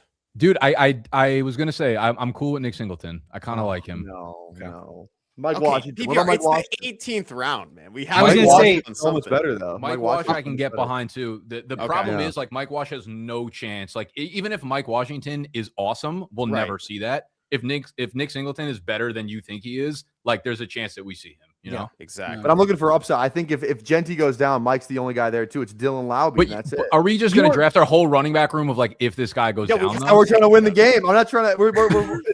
They're both pretty big ifs. All right, Eric Bine. For super every big. running back I drafted, the guy ahead of him is going down, baby. That's how we win. If you want some potential starting running back points, just take Najee. Take Najee. Just say if you gave me 10 carries in the NFL, I have more yards than Nick Singleton. Najee to the Lions in 3 weeks is going to print money. My thing where do is, where do you think he's going? Where do you think Najee's going? Yeah, I know he got brought in by the Seahawks and the Raiders like way back in April. yeah, they were like, "Oh, you still can't run? I'm good." Well, I mean, he's coming back from torn Achilles, Have but we it got was an update on the interesting that eye? teams Is brought the him eye in. okay? Is the eye okay? We never got any word on the eye. That's What about crazy. James Conner? You I feel like know we need to too. find a guy down here that would play in the beginning of the season. We don't have to take a shitty running back. We have 2 solid good ones and 3 prayers. You just I'm want We okay. have Keenan 5 Allen. amazing ones already. You're That's what right. I'm saying, dude. We have Spin 5 zone. great ones. The high Do you like any- all these guys have upside. Do you like any of these late receivers? I will order them the way I view them. Watson? What if we just fucking go Ayuk here? What if we just bend Oh, what if we just bend it? No, You lost me, Nick. You lost me. Nick, I'm gonna make you veto for that if you want him. you have a No, veto. I have no I would rather take Keenan. Okay, Diggs is off the good, board, I'm good. assuming. What's Yeah, that? Diggs is gone. Diggs is off the board. Yeah. Diggs went off the board in like respect round 13. Keenan on this team. Okay. I can respect it. I'll keep scrolling just in case you see a guy you like. But I'm with you on John Keenan. Dotson to stack with Tua. Stop it with this Dotson No, shit. that's He I mean sucks. that's fair. I think it's Keenan for sure. I'm good with Keenan. I'm actually Dotson the more I think about it. Because you're redacted, buddy. No, come on now. All right, BDGE, final tower BDGE collab 3582. Jackson Dart, Tyler Shuck, Tua Tagovailoa. We almost got a Shuck, Mary Kill little quarterback room here. Then we got Gibbs, Love, Bill, Tank, B-Rob. I agree with Nick. Got a little ugly late, but what if?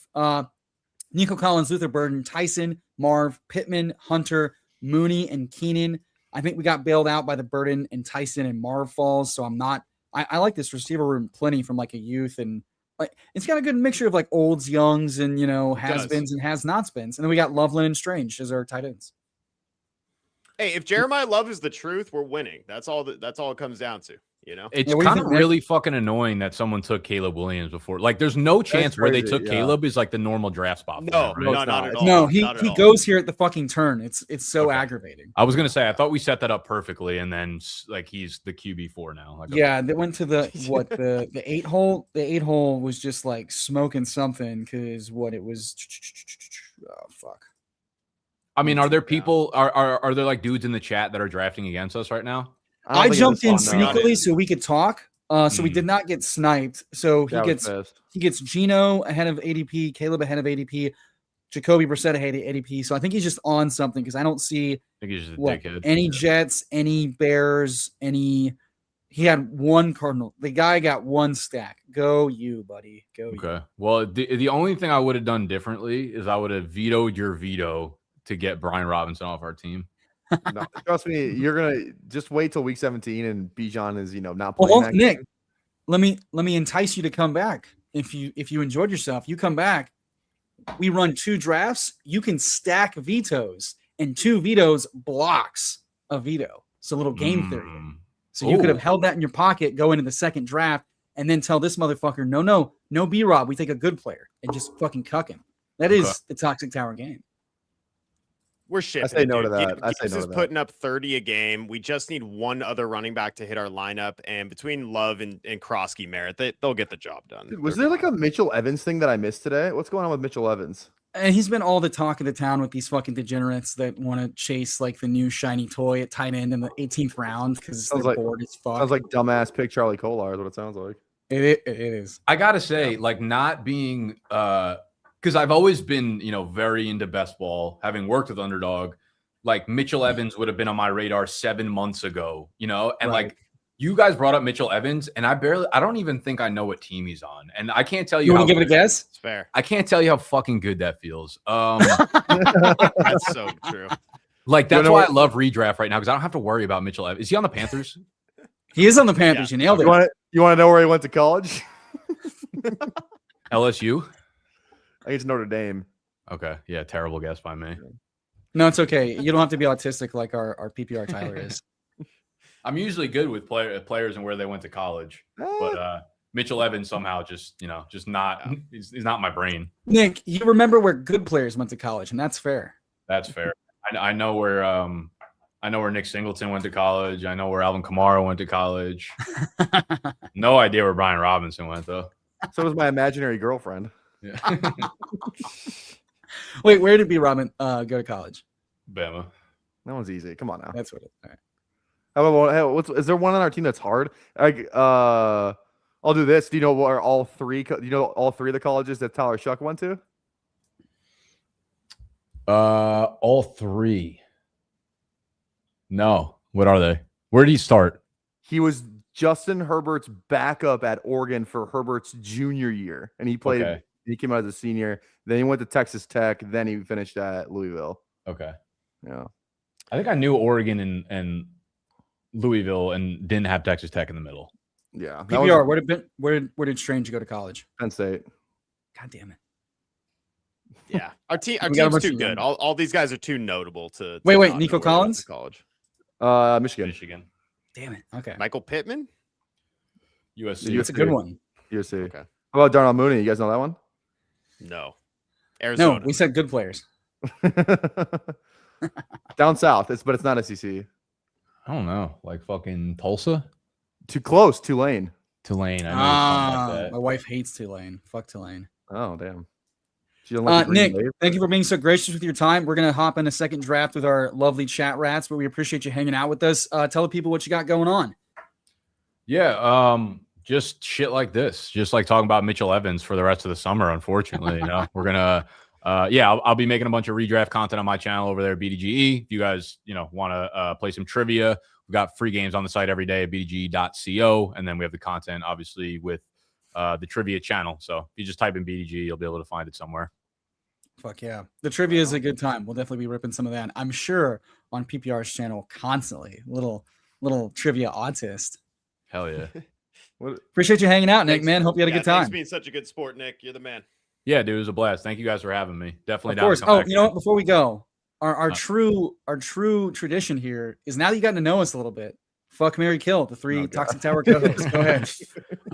Well, Tyler's getting killed immediately because you already killed him. Here's the bit, Nick. I get killed by every fucking Good. Stop killing them first, then. I'm gonna kill Tyler. Emo, there's no way I'd marry you because I've met you in person. Dude, we could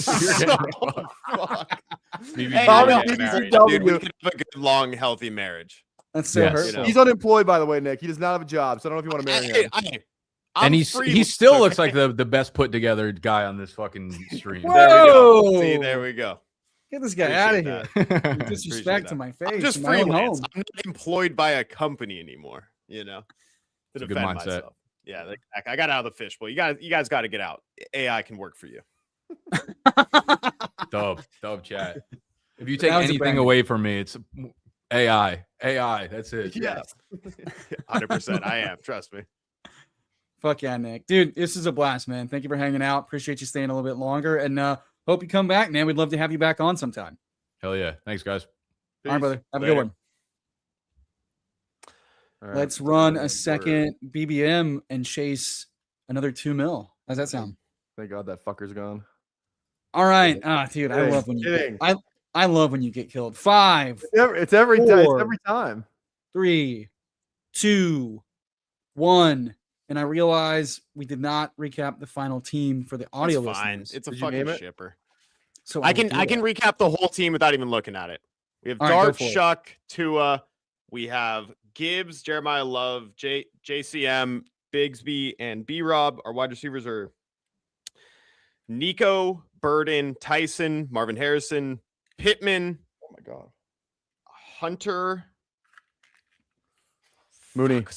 Mooney, Keenan, and then Loveland and Strange at tight end. Nailed it. Good job. Who's the real Mooney? I would have got Mooney. Huh? Nothing. Where did he go to college? No, I don't think who's the real autistic. Can't name where a single player went to college on that team. I'm proud to say that. Except Loveland went to Michigan. I'd be embarrassed as fuck. Tyson went to Arizona. No, did he? Yes. Yeah, he did. Arizona. Yeah. Marvin Harrison went to Ohio State. Yeah, wait, I can do more. Arizona State, dumbass. I have no idea where Shuck went to college. We just said it, huh? We said all 3 colleges literally just now. I don't take in useless information. Yes, you do. Thank you, Matt Nova. No, I don't. That's why I consume BDGE shorts.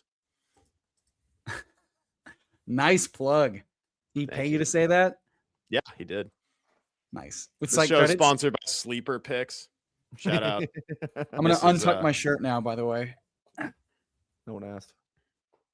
That was fun. Nick's a good hang. Fuck that guy. Who do we got? Do we have someone next week? Yeah, Crack Rock for the FFPC draft. Oh fuck. What time is that at? Vito Egbuka. I'm just kidding. What time is that? I'm doing it. You said it. No.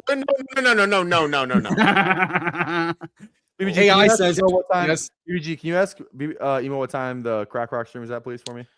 I'm just gonna log on to FFPC and look to see when the Big Gorilla is listed for that night, because that is obviously much more efficient than just we haven't set up a stream time, but the draft starts at, I believe it's 8 o'clock. I don't remember. Was a good boy with Nick. What do you do? Okay. 8 o'clock Eastern, 7 Central. Your name wrong, Riri. I think it's Shri because it's like a K. By the way, welcome. It's like Cree. Welcome Shri. Joined to watch our members only last night and jumped in the tower today. Shout out. If you just got a gifted membership, unblock Bukowski from your MySpace, PPR Tyler. Don't be an asshole. But if you got one of the gifted memberships from Mac Nova, I believe we had DJ Spinoza, Zachary Yeager, Nick DB. Is that BDGE's burner? Many are asking. Best Ball Bob, War Dog, and then so if you just got gifted, jump into the Discord. Use the description below. Link there. Creek. It's pronounced Cree. That's what I was saying. Yeah. Okay. Yeah, you said that for sure. I did. I said it's with a K. You say it like a K. He's been in my stream and I called him Riri too many times. He's like, hey, just so you know, it's Cree. Let's see. Fire start though. Oh, I mean, here, Mac Nova wants proof. Here you go. Look at that, bitch. 8 Eastern, 7 Central is when the draft. So us three and Crack Rock are going to be in a group text all season long discussing. I didn't say it was going to be fun. Look, I the only time I've ever seen Crack Rock is from he the funding this? We have. Yes. Emo, what time's the stream? We haven't set the stream up yet. We're going half an hour before, I thought, or 15 minutes before. That was the idea. 15 minutes before puts us at 6:45 Central. Sure. I have it in my calendar, so let me see. Emo, is Crack Rock funding this? I don't know why that's such a crazy question. Yeah, it's a crazy question because you've answered like 5 times. More importantly, we have a fucking 5-hour marathon stream this Saturday. I was just about to bring that up. Yeah. Yeah, PPR. You didn't put in your calendar, bro. Hey, bring up the draft board, jackass. What time does that start at? 5 or 6, right? All right. Well, I'm up at 6. So. Chase Nico. Can we just flip the board? Let's do like a Lave Flowers or something. Can we stop getting cute 40% full? I want Jeremiah Love. Fine. Love. Yeah. I have Crack Rock stream down for 4:30 Pacific time. God. Dude, I nailed it, by the way. Holy shit. I said 40% full, 39.9. Holy God. Give me my fucking bonus. You actually didn't nail it. You were 0.1% off. BBG would say that was perfect. I like Brees, man. I like Brees. I think I like Flowers over Brees, personally. I think I like Olave over Flowers. Versus Chase, actually, I like a lot, too. I like Olave over Flowers, personally. Would you say BBG? BBG? Tyson, though. What about Tyson? What about him? We're good. I mean, he's there. Well, we're all set. Yeah, he's there. We don't not going to veto or anything. It's fine. Yeah. I don't view Brees that differently than like DeAndre Swift. I really don't. Hey, look, it's two guys. Oh. I will up, say that. Hey, is that Kitchen? You just missed Nick BDGE. So, now that you've put the kids down and you're on your Peloton doing your late night ab cycle to look all sexy and hot for the camera, you can rewind and watch an hour and 15 of Nick BDGE talking AI and fuck, marry, kill with a bunch of fun absolute tricks on it right now. Absolute tricks. I know. So I handsome and you're so smart, Sanderson's funny. new podcast. Hold on. JJ just told a joke. Shut the fuck up, dude. Holy shit. Fuck up. I don't even remember what the fuck I was even going to talk about. Oh, yeah, I was talking about Swift and Breeze, but it doesn't even matter anymore. You're talking about Jacob's new podcast with Gretch? Yeah, doing tricks on I was going to talk about Swift versus Breeze. What? He's going to save that to his phone and play it every time they have an argument. I would do the same, by the way. The Tower of Love, many are saying. Now I have dementia. What the fuck is what just happened? Brees versus DeAndre Swift. Well, no, I mean, what did you say? What is the difference between Brees Hall and DeAndre I said, what's the Swift? functional difference between those two players? Yeah. I think you're just signaling that DeAndre Swift is underpriced, but I wouldn't say that means Brees Hall's a bad pick either. I think just based on like Josh Jacobs, Cam Scatabo, DeAndre Swift going in the 4-5 turn round versus Brees in the third, I think the risk you assume with Brees versus those guys is more than you need to, given his red zone and goal line involvement last year wasn't awesome. I'm still a little skeptical of how good this team is, how good the O-line is, how much they're going to give Geno like leash versus the shitty fucking young quarterback. And ultimately, it just comes down to like touchdowns, and the Jets are going to project for a lot less touchdowns than the fucking Bears. Projection schmections though, right? Like, yes. if you just write an article that's saying who could have the legendary season, like who has the skill set to do it, it's Brees Hall, and it's not any of the other running backs that go near him. True. How often do those things come true? 15%. I don't know, but when it does, you only need it to happen once, and then we are rich forever. Oh, good news! It already happened once for Brees. You have to take your lumps and bruises on Twitter. Look, you will. Look, Brees already had his legendary season, 2023. It's over. Bye-bye. No, that's 9 touchdowns. I need 20. Bye-bye. Dude, this Allen fall. Come back to me, baby. Holy shit. That's not happening. Chat, let me nut. Pause. Let me nut.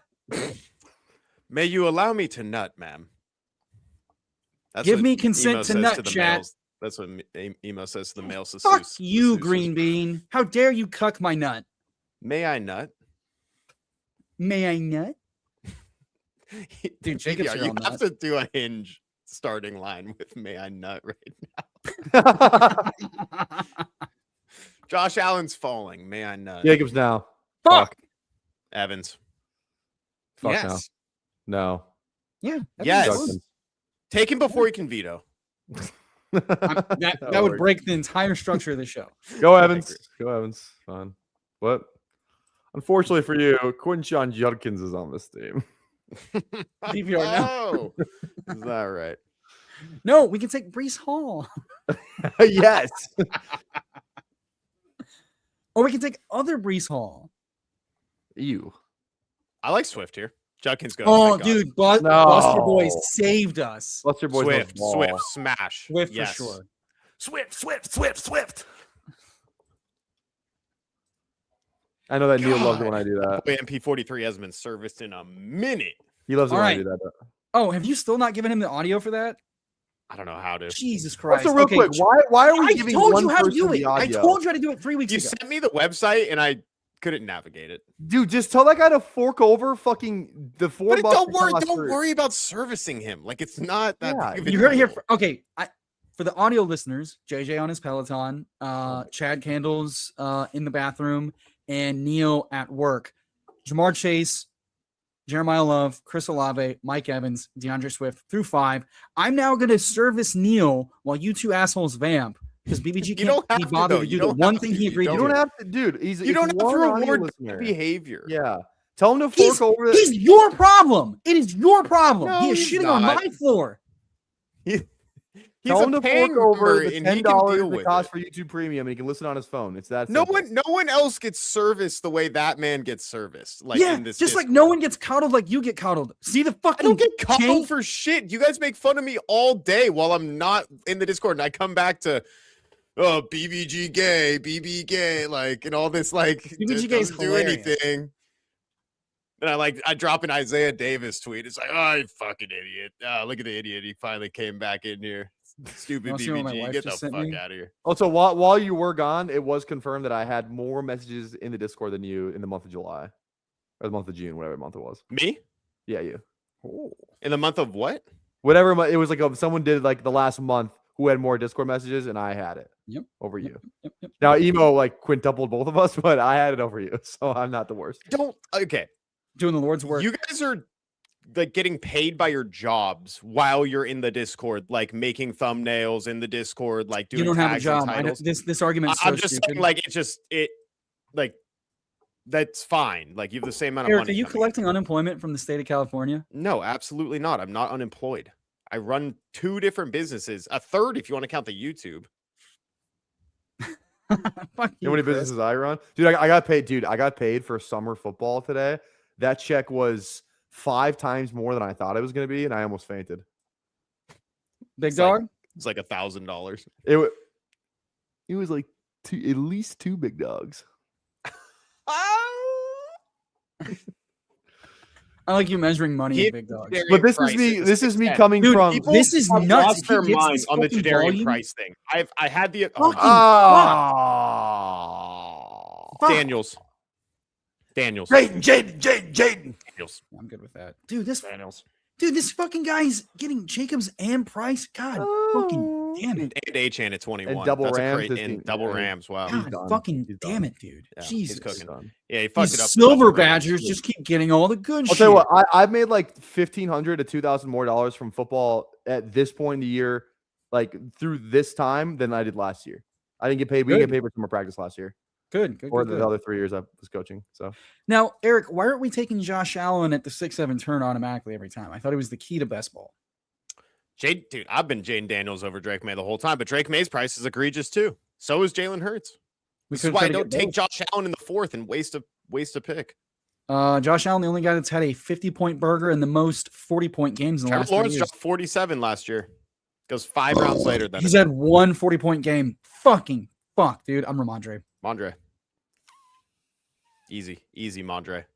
I'm Or clipping Kraft. this for the I like Discord. Kraft too. what about Pierce? No. Ramondre over both of those guys. Kraft is interesting. Vito Ramondre. I'm not doing this. Fuck you guys. I'm so sick of these good But he's Vito. making that face. Jadarian Price there is insane. I think people have literally done the biggest psyop I've ever seen in my life. Sharps torn ACL. Kenneth Walker not on the team. You love Sharps. 1st round running back pick. And he's just falling into the 6th round. I agree. It's fucking stupid.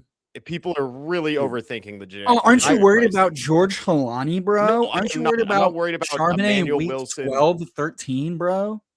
A little bit, but at 6th round, like no. Oh, Let's Garage, fucking go, Chrissy. Chris. Garage, thank you. Thank you Go. for repenting for saying I have no life. I have a Miles- life. I just Miles ignore it Westfield. to be on my phone. Miles Westfield, why you creeping? Ed Shilly, Chris Reuter, and John Warner. John Hey. Boy. Oh, also, that's not Miles. That's Miles Westfield. Shout out Chad Candles. Oh, my less. No, I'm joking. That's what he called it because Chad reads like Ron Burgundy. Yes, Colleen. Colleen. Up dog. Yo, Updog just launched Dog Math. Oh, Very it's out. fun site, overlay and solver. I have no promo code, but check out a homie. I was asked to name all the fallen touts on stream today for the randomizer. And Yeah, you all named me twice first, and that was kind of fucked up. what? See, this is You're the all most went recent emo, guy out. you're I was emo. going victim backwards. allegations. No, but you all did it first, and then you did it twice. You all went emo, and it's like relax. Shut the fuck up. The one I forgot was Rambus. Yeah, I know that was very funny. I got Updog though. I did get Updog. You didn't did have get to up remember there. me though, right? No, I got you. No, it was you were included. Oh, okay. How could I Yeah, forget? you were like the 9th one of the 16. How could I forget, BBG? I You and I made are it to forever linked. 16. I You made made the it- Sweet you were like 16 the- you were of like- the tout. He had Just to think name about it. If you were 16, actually you were like good nine- at, 9 or if 10. you're actually good at giving player takes, you might be on the show still. No, you would have booted me for 500 anyways. You was know what I'm good saying? for the show. But if you were good enough in the tout twist, I wouldn't have had the option to boot you. I've been giving good player takes all draft, all the entire stream. I just gave you the most obvious smash 6th round pick of all time, Jadarian Price. Daniels and Price after ADP. Furthermore, Furthermore is a great word. You guys want to see me make a Claude game live on stream? No. Hey, No, Claude. not at all. I don't. Let me tap into Claude here. Oh God, Addison. He's gonna go. He's gonna go. Probably. Downs. No. I'm fine with Downs. Downs. PPR Downs. Okay. We can't do that, boys. Members only. We can. We You can. could get away with Addison now. Addison now. Yeah, but aren't you worried that Kyler's short? Nut. Bro, your goat literally shat on your chest when he said that Kyler line earlier. I appreciate him speaking the truth. Whatever. He's in on P-Watch though. It's fair. He knows ball. He said Kyler's small. He knows ball. What an original take, Chud. What are we doing here for our? Are we pulling up a tight end? We going quarterback? No. We are going Jacoby Myers. It's a terrible pick. He's falling every day, further and further from God. What about No. Kyle Pitts? I'm Pitzer fanning over another receiver. Michael Wilson. No, What Kyle Michael Pitts? Wilson. Veto for No. it, bitch. Michael Wilson here is a terrible pick. Veto, you won't. We have You 4 won't. receivers. Take a tight end. Take a tight end. Take a You tight won't. end. You won't Take a tight veto. end. I'm good. Hey, everyone relax here. Relax. Put it down. Put it down. Put it down. Put it down. There's a hole in my sock, and I. All right. To service the audio listeners, through 9 rounds, Jaden Daniels, Jeremiah Love, DeAndre Swift, Ramondre Stevenson. No overlapping bye weeks in the running back room. Jamar Chase. Ban this man. Ban this man. You know how little I get to use the nut button these days? Come on. Sight, which chat did I see you in? I saw Sight in a chat yesterday. I can't remember which one it was. I think it was Cool story, Fantasy bro. Stock Exchange. I don't know. I always I think was his not in that chat profile for picture. sure. I mean, I know it's a polar bear now I'm looking at, but I always think it's those old Dixie cups, you know? I Uh-huh. thought it Made was a the little polar comeback. bear originator. Jamar Chase, Chris Olave, Mike Evans, Jordan Addison, Kyle Pitts. Dude, who the fuck took Purdy? You fucking bitch. Who did it? Pretty much the 7-12, bro. Wow. Pearsall, Motherfucker fantastic. did Purdy Pearsall from the fucking Very 12. good team. Seems sharp. I'll do it. Yeah, I like that. sharp move, motherfucker. Oh, you're talking about Sightons. Yeah. Emo, what's up with your hair today? Hmm? What's up with your hair today? Me? Yeah. What do you mean? Emo, are you left-handed? No. That was a whole thing when I had a left-handed or right-handed wrist brace and I had to do everything Well, 'cause left-handed. I comb my hair this way with my right hand. I can't You realize my imagine camera's going- mirrored, I can't right? imagine pushing my hair that way with this. BBG, hand. over or under 18 months before you propose? Ooh, the girlfriend's gonna say under, so I'm taking under. God, that's really tough. Oh, don't clip this and send it to her. Are you so Eric? Are you asking? Do I 18 go? months? A year and a 18 half? months, a year and a half. So the start of 2028. How long Holy have y'all been shit, dating? dude? I need like 3 full vacations with her first before I can even think about that. Vacations is what the measuring stick? Yeah, I you need. have I to need. live with it I- first? You have to live I with it agree. twice. I Yeah. agree. I I agree. need, You I learn need about Asia someone once, when you're Europe once, and traveling then I'll with them. start. Or you thinking about fucking it. live with them, you learn about somebody. That's an option too. I mean, we've Peter, already my spent veto is gone. enough days together, like living together, I guess, where The I can see days how it works are out. long, but not when I'm with you. Are She's you very- asking? Do I do my hair from right to left? Is that what you're asking? push it this way, which is I- like imagine this motion. I do this. Like You're I go watching, like this. you're watching it right now. I can go No, both that was your ways. left hand. That was your left hand. I Who can do it with my combs right their hand left too. hand? I drive with my left hand. I'm right-handed. Are you redacted? JJ has Weird. questions. And I JJ's need still to- watching us. Hilarious. Oh. We met on New Year's. This New Year's, Yeah, Yeah. y'all went long distance after like 5 months. bro. We What are are on they the gonna do, clock. break up? What are they gonna We're do? on the clock. We are on the clock. Oh shit! Mason. I like Mason. Mason. Or Shuck. We do have the Shuck. Shuck me to the limit. I don't know why I thought we were on the 1-2 turn. I'm like, what are you talking about, bro? Yeah, it's only been 7.5 months. So, does she have a job? She has a very good job, and it makes I me agree. feel like I need to step my game up. Yeah, I was forgot. trying to I get thought y'all started engaged before dating in the you. fall. I'd say over 18 months because that puts y'all like right at squarely 2 years. Yeah, All right. I don't mind with Kelsey falling. Yeah, I'd rather die. Kelsey. Can we go like a? Oh, okay. Wait, fun real player? quick. I hate when you say, "Oh no, Kelsey falling." We're at 123. His ADP is 121. Let's go Shakira or Higgins. Shakira. No. Kelsey.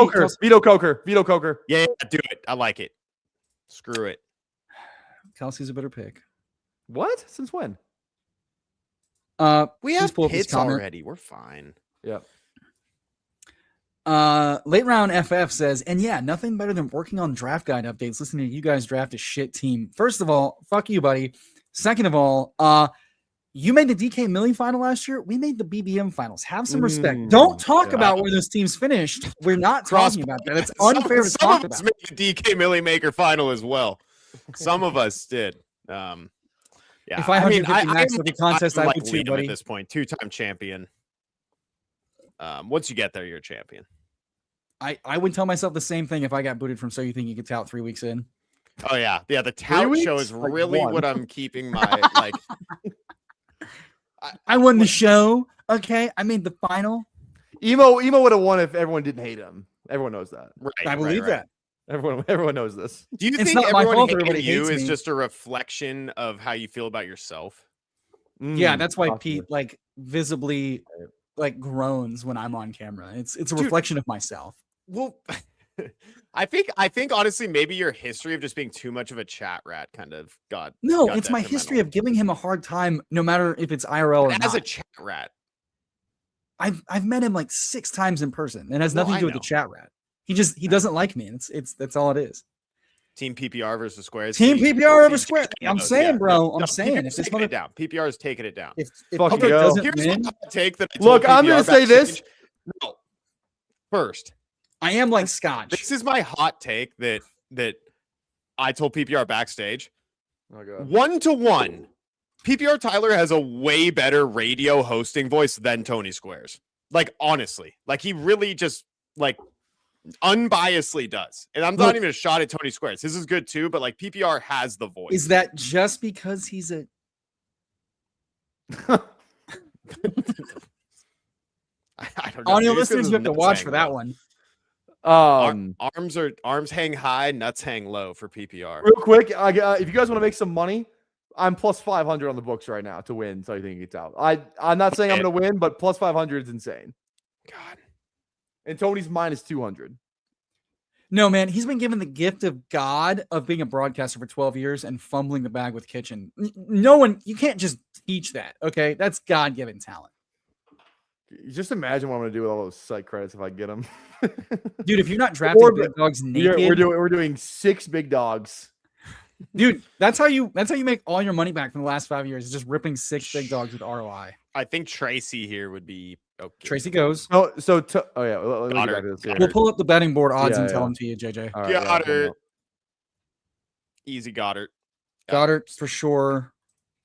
Yep. And then next pick, I think Omar's good at 147, 6 receivers. Yeah. All right, Goddard, want it. welcome to the squad.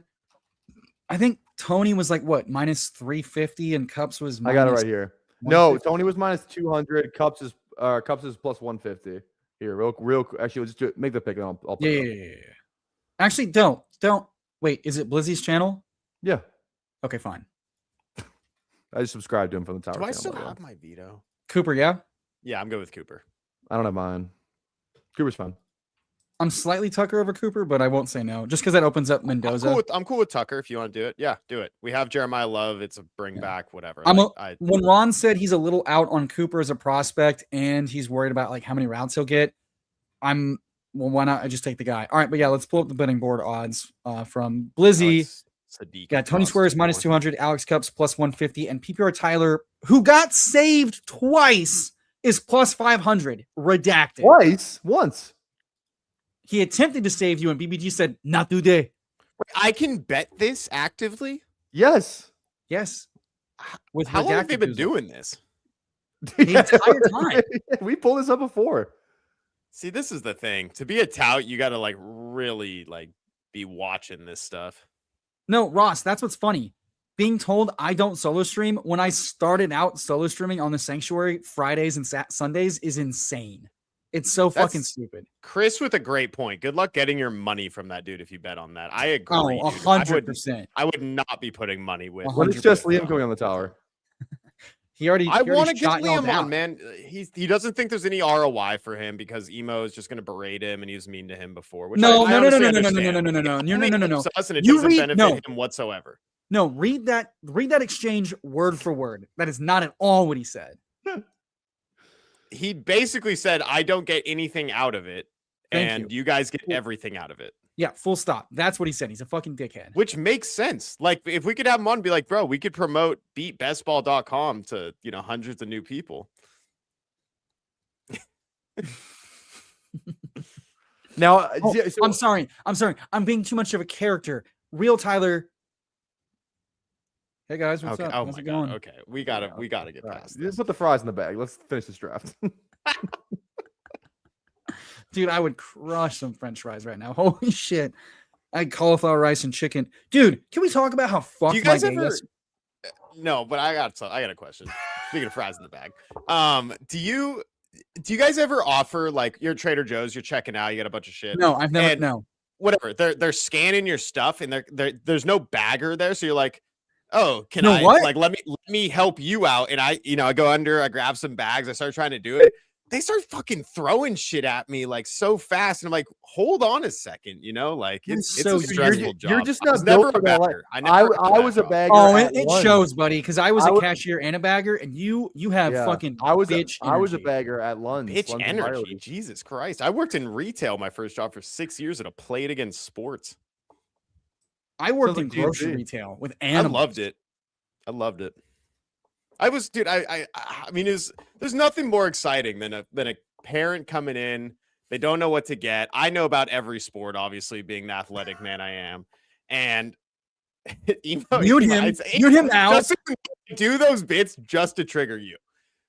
Dude, Jawan, boys, are you ready to nut? Yeah, nut.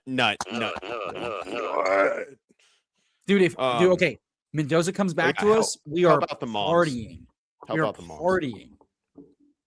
No way we're taking a third quarterback. That is correct, Magnova. When PPR wins, BBG and I inherit his 33% of the Toxic Tower company, and then we subsidize his replacement, and that's been the entire plan the entire time. I can't. I will not do this show without one of you two. I won't do it. You would gladly do this show without me. Do not. No, I would not. You mean that, bitch? Brian Robinson. You mean that? Absolutely not. I would not. Brian Robinson now. Mendoza with Tucker. No. We can't. We set this up. We set this up. Samson or B-Rob. No. We set this up. B-Rob now. BBG, B-Rob. We set this up. B-Rob. Samson over B-Rob. Samson over B-Rob. No, B-Rob. Samson. Oh, move it. Oh, no. Oh, no. You fuckers. We had the fucking Mendoza set. Yeah, true. There's got to be a guest where you're like, the show probably be better off. Do you know how bad that show would be No, with BBG Crane just doesn't ruling over respect Crane the Crane entire doesn't time? respect my ball analysis. Shocking. MP43 would be a terrible fit for this show. That'd be awful. That would, no offense to MP43, that'd be awful. Guys, I just love both of you guys. This is such a great show. What about what if it was like Nez? I think that show would kill. It would have to be Rambus. I'm not even kidding. No, I get it, dude. That show with Nez would kill you, Emo, or you and BBG. Nez would just take BBG's side on everything, and I would kill myself. Like you do? Not at all. No, I don't think so. He loves you. It's sick. He loves Keenan Allen, bro. No, he was karma farming. Remember, he said he was karma farming. No, he is. I see what he says in the channel that shall not be named. And I'll name it. Here's a live recreation of Nez talking about BBG. Ready? What was he doing? What is he saying about me? Wait, what was he saying? One more time. One more time. Nez for Prez. I've said it since day one. Nez for Prez. But I also say John Warner doesn't get enough love. I want to have Emo, what was he saying? One more time. What was he saying? All right, you ready? Yeah. Almost got his ass. I don't know what you're doing. Yeah, no, I've never seen that one before, buddy. I thought there was a clip you're about to play. I gotta get that. Entering Glizzy Overdrive. I gotta get that as a clip. Jesus Christ. I need to DM Neil this. Real quick for the audio listeners, 2463, Jaden Daniels, Tyler Shuck, Jeremiah Love, DeAndre Swift, Ramondre Stevenson, Dylan Sampson, Jamar Chase, Chris Olave, Mike Evans, Jordan Addison, Jalen Coker, Trey Tucker. Fuck you guys. Kyle Pitts, Dallas Goedert, and Jawan. 10 picks past ADP to stack with. We can't afford to take another a non-wide receiver running back pick. Brother, you just ride Jaden. We had Chase Olave Evans. We can absolutely relax with the stressing about. We have 6 receivers, 3 in the first 4 rounds. Why are you stressed, bro? Guys, bro, I'm saving my veto for a very special someone. What, Jacoby Lane, the guy that can't fucking run routes? Hey, before Jacoby Lane route running. It's so weird because in minicamp he was getting the hips down. He was running some good routes. I don't know what that video was. I bet that was towards the end of his route running session. He was kind of tired. Oh, you would fucking cope like that. You fucking. I would get quarterback off the ticker, buddy. We're not doing it. Running back, you're going. Are these guys in the draft with us? Yes, they are. I'm not going to say the name. Evan Johnson. I'm not going to say the name. No, it is not. No, it is not. Yeah, it is. Real quick, hey guys, before our next pick, if you not like the live stream thus far, please go down there, drop a like, and drop a comment too if you're watching after the fact. Also, consider becoming a member. $4.99 a month gets you in access to the Tower Discord. 1 member's only stream a month, and some fun perks like chances to come on draft with us. Maybe you draft a $100 team with us if you win one of our bracket challenges that we do for every major sporting event. Again, Toxic Tower, become a member. $4.99 a month gets you in. All right. Can we go Katron Allen, please? Fuck God, no. Evan Johnson. I'm Katron. Easily. Especially on a Jaden team. Yeah, easily. Oh, fine. Not that I have a choice, but I don't have a veto. I don't have a choice. Neither do I. I get to play the Coker clip. Sad. Play it now, pussy. We're going to pick. What are we doing for the next running back pick here? Jesus Christ. Emmett now. Emmett or Lloyd is good. Emmett over Lloyd, please. I'd rather Claiborne than those guys. No, we have Addison with a Minnesota. Emmett. Dude. If Walker goes down, Emmett's getting the carries. I promise you. Emmett. Emo, do you have a veto? Dude, I used it.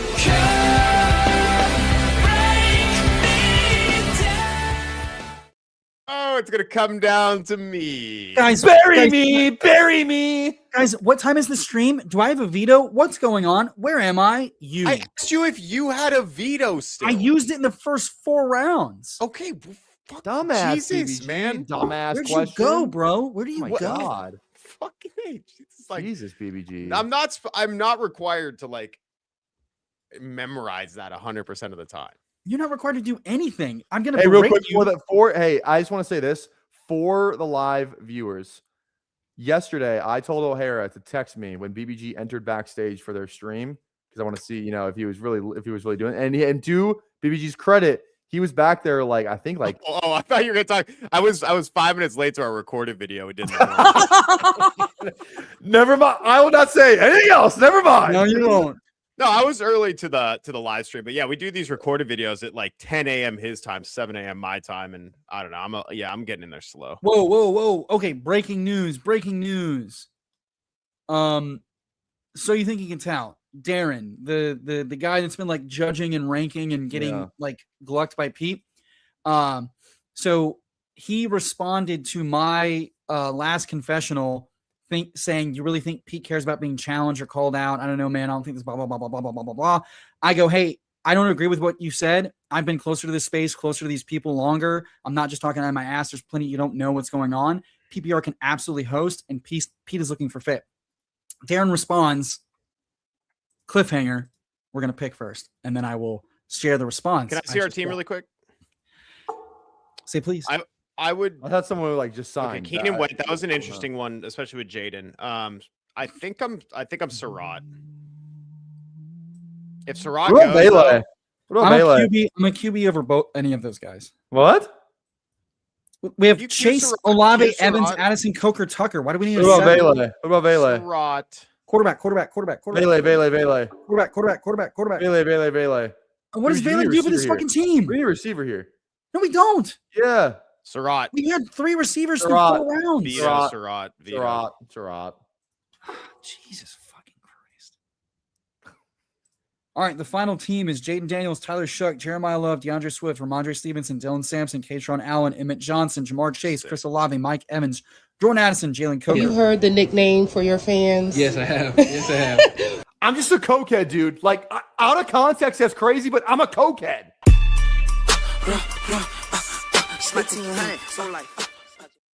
I You don't went like you. out of I don't your like you way- pre-recording that Out reaction. of your way to gel and spike your hair, throw your Panthers jersey on, and re-record that. Yeah, I did. I re-recorded it on stream.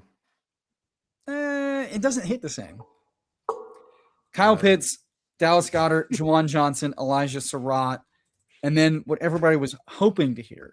Darren responds, after seeing some of the randomizer stream today, I actually think you're right after all. I stand corrected. PPR Tyler has a ton of chemistry with Pete, and the fit is pretty seamless. Plus, he has all the total all-around skill set to host or do whatever adds the most value. Coming full circle, my truth serum take is, while I put a ton of stock in a Cup's education and analytical resume, no shots on PPR, I had him as the frontrunner all along and would love just to hang on to my priors. I fucking hate being wrong. But after the stream on Saturday and today's randomizer stream, I actually think PPR Tyler is the top prospect as far as overall fit, long-term sustainability for team overset at the 101.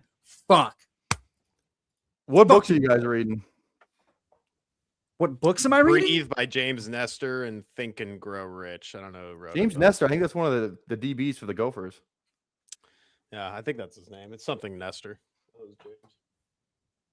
I just can't imagine that. I started and I'd never finish, which is sad. I think you could say, Ty, you're alive for the next 10 years. I think that the over-under on books I read is half. This is a good football book. If you want a football book, this is a good book. PPR. Playing for pizza. For all the viewers right now watching, how much in a donation to read an entire book cover to cover? What book are we reading? Literally, I think they'll just say, choose a fucking book. Ideally, not a fucking sports autobiography. Please. If it was like a normal book, like, you know, something like a normal people book. Yeah. Yeah. You should read, dude, my dad used to read me this book called Pain. $100 to just read a fucking book? Dude, that's good. That's so inconvenient for me. This PPR. I'll share my screen right now. This was my favorite. This was my favorite book growing up. I think you should get into this one. What is it? Growing up. This is a good one. This is a good starter book for you. Wait, why isn't it not adding to the stage? I don't know. It's literally wait. Oh, because it's I got it. There we go. Dying. Yeah, the story about Ping, written in 1933. Who the fuck is Ping? How racist is Yellow this book? Duck? It's what? Beautiful book. It's a beautiful. It's a beautiful book. I walked in here and said, "Wow, what a beautiful book it is." Ping, he's a duck. He waddles. I waddle my way to Denver. I'd read the Odyssey for $100. I'm out. Okay, bye. We're not wrapping up the show yet. Jesus. All right. Where you got to go? I'll be live in 15 minutes over on my channel for day 3 he's BBG that's where hosting he's week going. with Nice and Blunt. I need a break before that to call the girlfriend who I love dearly. All right. bye. Thank you for having See me. ya. Bye. Bye. Bye-bye. Asshole books right on top of our show so we can't go slightly longer. Guys, we need to bang out 3 and 4 hour streams. I have to leave at 1:55. I got things to do. Another stream I scheduled. Incredible. I'm not gonna let you talk bad about BBG like this. We probably thought we were doing like an hour, didn't we? I made a show sheet that said we will draft after you leave, Nick. Thank you. Is that true? Is that on the show sheet? It's not. It's not on the show sheet. We talked about it last night. We talked about it last night. No, I don't think that's true. Wait, hold on. I'm pulling up the show sheet. I'm double checking the show sheet. It's not. It's not on there. We did say it. We literally said we will draft a second drafter for Nick leaves. And he's been talking about going long. Anyway, I just want to get off my chest how fucking dog. No, when you don't realize this, he's going to keep talking. He's going to introduce Nice and Blunt and then go, hey, vamp for me for 15 as he continues the conversation while on stream with it muted, which is smart. I did guest week like 2 years ago, so he stole my bit. He has stolen everybody's bit. He's stolen our thumbnails. He stole our tiers list ideas. No, okay. Real quick for the chat, and I hate to talk ill about a guy who's not here to defend himself, but you love doing that when I'm not on stream. Oh, shut the fuck up! You love doing that. Fuck you. Okay, so last night we were talking about thumbnails, and I was like still giving a hard time. Wait, do you want to run another draft? We don't have to stop. No, I gotta get out of here too. Wow, these fucking assholes. Not committed. Go ahead. Sorry. Okay. I was telling BBG that his thumbnails suck, and he's like, dude, I could do the same. I can make the same exact thumbnails that you guys do in 2 minutes, dude. It's so fucking easy. And I was like, all right, then do it. He's like, I will. And then I never saw anything. So I don't know if he tried and failed or whatever, but he didn't fucking try. Oh, nice. They're probably free. Yeah, we're gonna go and give 5 more memberships. And then we will be live next Wednesday for the Crack Rock FFPC. I believe it's a big gorilla. Very excited for that. Are we going no members only next week then if we're doing the marathon stream? So marathon stream this Saturday night. We're going to go for multiple hours, draft a bunch of stuff for y'all. Welcome Jalapeno Jenkins. Link to join the Discord in the description. Sync your YouTube. Get up in that bitch. So yeah, marathon stream this Saturday. We're going to run this back here in a few days, Saturday evening. Then we've got Crack Rock. I think we just do the members only before or after Crack Rock. Go. You know? Yeah, so. You don't really want solo emo in the tower. Or do you? I'll run one more draft. Because I want to talk about how shit my fucking day was yesterday. Wait, no, I can't. I can't because you're fucking driving the goddamn sticks. Unreal. I can just come back. Wait, maybe I can log in. Yeah, log into mine. Log into mine. Hold on. All right. Be right back. Just also, I'll give you the code. Oh. All right, guys. Well, I have to keep the stream alive while he logs in. But again, guys, if you're not in the Discord, please get in the Discord. Again, $4.99 a month gets you in. 1 members only stream each and every week. The Discord it's absolutely insane. So you make sure you want to get in there. And yeah, dude, we're doing so much cool stuff in there. The community grows stronger by the day, stronger by the night. So make sure that you guys get in there. I gotta give Emo this code if he could figure it out. He probably doesn't have my email though, so I don't know what he's doing. But what can you do? What can you do? All right, let's see here. I was gonna pull something up here. Should we raid somebody real quick? I think we might have to. Let's do this too. That looks way better. All right. Yeah, I don't think he has my email. I don't know why he just didn't. He should just call me right now, but whatever. All right. Again, stand by. Emo's gonna come grab this real quick. He's gonna ask for my email. I will give it to him. This is great TV. Everyone knows this. Gmail.com. All right. End this. He wants me to. Okay. Well, how about you just get your ass on here and then we'll figure it out. You guys should just leave the stream, run it for like 4 hours extra for the extra engagement. How many people will be watching it though? That's the real question. How many people would be watching it? So I will not be putting the login in the chat. Sorry, coolers. Sorry, but again, if you guys didn't see the randomizer today, me, Squares, and Cups went on the randomizer. That was an absolute blast. I absolutely just raid PBG. That'd be funny. But yeah, randomizer was great today. Couple good clips on there. So that was awesome. And yeah, I'm also going on. So I'm going live with Chad Candles on his channel Friday morning, 8:30 a.m. Eastern.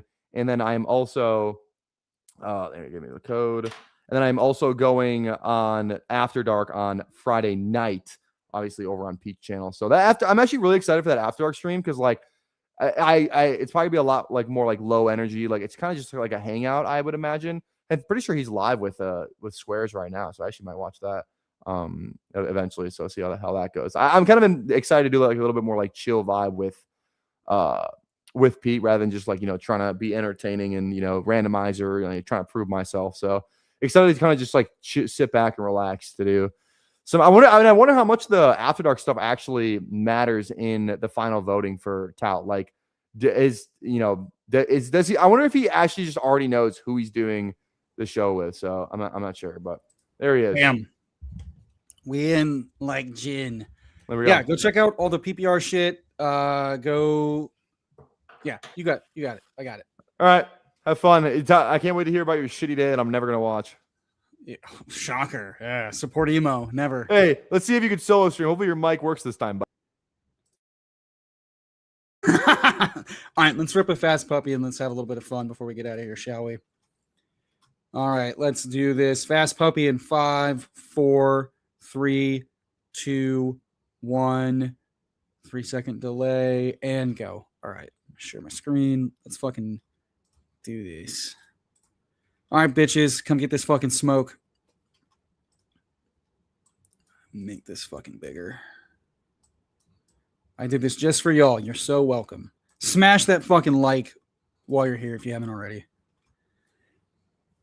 Show me a fast puppy, bitch. All the vetoes belong to me, pussies. All right, let's do this. Y'all enjoy Ercolano? I think we had a good time. I know it was a little serious, a little what do you call it? Professional right out the gate. I don't think that's a bad thing. Got a little like professional talk. Let him get to vamp about AI and all that other, good stuff. And then we got into the fucking draft. Had a fucking banger of a time. Fuck, Marry, Kill was good. We got him. I think y'all watch Hot Ones? I think we got him like Hot Ones, where it was like he really didn't know what he was getting into too much. He knows me a little bit. Like I think we met in Dallas at the Dog Bowl, and then in Brooklyn at the Underdog Cardio Club for like a little bit. And so, it was like, hey, let's get our feet wet. Let's dip our toes a little bit, and then we'll get into the good stuff. And he's like, dude, great. I felt like we nailed that with like Hot Ones, where it's like, oh, good questions, good vibes. And then, the mood was right to do Fuck, Marry, Kill at the very end. Yeah, Nick's very easy to listen to. Shout out Nick for like fucking, I think someone tagged us. It was like 2 weeks ago. They were like, hey, I think he put out a public thing on Twitter of like, hey, I'm down to join any show, podcast, whatever, hit me up. And someone tagged us. And so I hopped in his DMs and like immediately he was like, yeah, sounds good. Here's some days, here's some times. And then PPR wasn't able to make the show. It was supposed to be yesterday, because he's on Eastern and he's like, I'm trying to wrap up, yada, yada. And PPR wasn't going to be off work till 8:30. That's why we went so late last night. So like Tuesday morning, we were trying to figure out like, is PPR going to join like after Nick leaves, yada, yada. And he was like, I can reschedule. So we bumped it back to today and then adjusted the times. So like Nick was great, man. Consummate professional, very generous with his time. That's right. Bats tagged us. Shout out Bats. I probably would have missed that tweet and we would not have gotten Nick on without Bats. Shout out Bats. It takes a fucking village. We're at the 10 spot here in this fast puppy with what, 200K to first? Yeah. Jefferson, Genty, Cook. I'm going to go Genty. I'm not going to feel bad about it. Why am I going head to head against Best Ball Guy? I thought we talked about this. First of all, I don't answer to any therapist I don't pay. You get paid in site credits. Second of all, I didn't know Eric was going live until after this. And then third of all, like, we're going to essentially raid BBG halfway through their draft. It's going to be great. Back on the clock at 15, Hampton, Walker, Brown, HN, Henry. We'll go some Hampton. Little Genty Hampton. Start from the 10 spot. The real reason I'm going head to head is, first of all, Eric scheduling a stream right after this. Like, I didn't find out he was like had a fucking stream until he mentioned it right at the end. So it's like kind of wild to like cap this stream at like 2 hours when he's like, oh, we need to go longer. And like, he's not wrong. The algorithm much prefers 3 to 4 hours. That's why Pete goes for fucking 4 hours on Mondays. That's why Davis goes for fucking 4 hours. That's why they made us like little piggies on So You Think You Gets Out do fucking 4 guest spots to go like 4 or 5 hours. The algorithm eats that shit up. So I'm over here offering up 30 more minutes of my time, 45 minutes more of my time to make the stream go closer to 3 hours. And now I'm getting called a fucking, traitor for going head to head against Eric. I'm not the one capping the tower's upside. I've given everything to the tower. I'm not here any of this. Nerdspace Games. Yo, shout out Nerdspace. The tower joined a fantasy creator league spun up by Nerdspace Games. I am going to drop the YouTube channel that we will be creating content on this season. Go sub. I left the at everyone because I'm redacted. Good job, Emo. There you go. Try that. So this channel, the Iron Throne FF, is where we will be creating redraft fantasy content with a bunch of other fun creators. I won't spoil anything else in case Nerd Space Games has his own announcement. But yeah, Nick, inspiration for a lot of things in fantasy football. I mean, yeah, he's one of those early movers for sure. Dude, sincerely, I don't think he's read a book in years. Yeah, man. Crack Rock was in my DMs to book for the Tower because Crack Rock and I are familiar. Nick was like, I'm assuming I'm talking with Emo. Everyone knows who runs the fucking biz, baby. That's all I'm gonna say. Just a best ball guy, not a business guy. I mean, Kyron at 34, I'm not gonna say no. We'll be a little hefty and chunky at running back, and we will get one of these running backs. 3 running backs through 3 rounds. I am more than happy to take Malik Neighbors and just figure it the fuck out. I'm saying, Meg. Shout out Meg. Shout out Fanspeak. Fanspeak Substack, only $28 a year if you subscribe with the promo code TOXIC in the description. You get the guide. Do their fantasy guide with the spike weeks. Awesome. We're going Neighbors here at the 39 pick. We're going to advance this motherfucker no matter what. In-season write-ups for betting, for dailies, all the best ball content, articles, etc. Year-long subscription to all the Degen stuff. It's fucking awesome. I mean, the promo code. Dude, I'm the one. They ask me, hey, we have a potential sponsor for the show. You handle it. I've been emailing this fucking guy for weeks, just pulling teeth to get this fucking deal done. I'm the one that got the deal done with Underdog. Got us all $500 site credits a piece. Got us promo codes. Shout out Underdog. Promo code TOXIC. Dude, I've been ripping their fucking pick'em promos every week. I'm up some nice green with all these 30% boosts for the World Cup, for WNBA, for MLB. It's fucking nice. I'm saying, polite hater, I'm saying 3 running backs and 4th round Neighbors. Give it to me. Give me some more. Give it to me. Give me some more. What for BBG? I mean, that's the other thing too. Like, we were gonna start like we were gonna get like a third of the way. Dude, if I would have already been logged into PPR Tyler's StreamYard, we'd already be like through 7 rounds and basically be wrapping up as he's jumping into a draft with Nice and Blunt. Pretty sure. He's going to get them all right back. And if he's pissed off, he can go suck my unit. Dude, the people have dropped off. I'm lost. I don't know what to do. I'm just going to click buttons and hope for the best, Mac. That's really all I can do. Dude, StreamYard fucked me so hard with that solo shit. It was fucking unreal. It would not recognize my mic, even when I had it unmuted. And the only way to get it to work was just to reset, refresh the fucking site. StreamYard and audio is a motherfucker. I'm saying, Charles. I'm saying. All these... Oh, dude. Before we wrap up, when we wrap up this fast puppy, I'm going to pull up BBMDB, shout out Patrick Donovan, and I want to see what our grades are for the 2 BBMs, the one with Nick and then the one with just us. I fucking love BBMDB.com. Watson, easy. DJ Moore, fucking scrub. Now we have to do like the tough decision of do we pull up P-Wash at 63 or go quarterback? I think in these builds, I've been pushing quarterback. We'll see. Back on the clock, and I am faced with a decision. BTJ or Parker Washington. I stand on business. We're going Parker Washington. Argue with the wall. Through 6 rounds, Genty, Hampton, Kyron. Nut. 3 picks past ADP in the top 3 rounds. You get a nut. I get a nut. Malik Neighbors, Christian Watson, and P-Wash, a.k.a. the Jaguars, Amon-Ra St. Brown.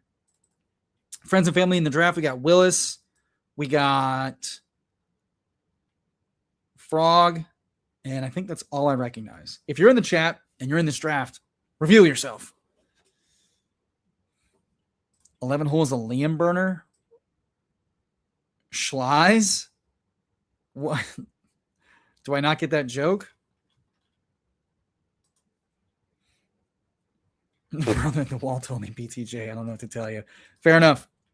No Cap Mac asking, what are my thoughts on T-Mac being used more in the slot this? Okay, so first of all, a lot of the quotes and news right now are either months old aggregation catching up, or beat hopium speculation, or like hopeful, honest comments from coaches. T-Mac saw very little slot usage last year, so more slot usage is good for receivers. Look at Jamar Chase, look at Puka Nacua. That said, common sense. How much do the Panthers, a Canales-led team that wants to, quote, run the ball until you're sick of it, how much 11 personnel are they going to run? They're two good receivers, are Coker and T-Mac. So to run 11 personnel where T-Mac is in the slot, who is running the outside? They're hoping that's Brazzers, Brazel. We're going to call him Chris Brazzers.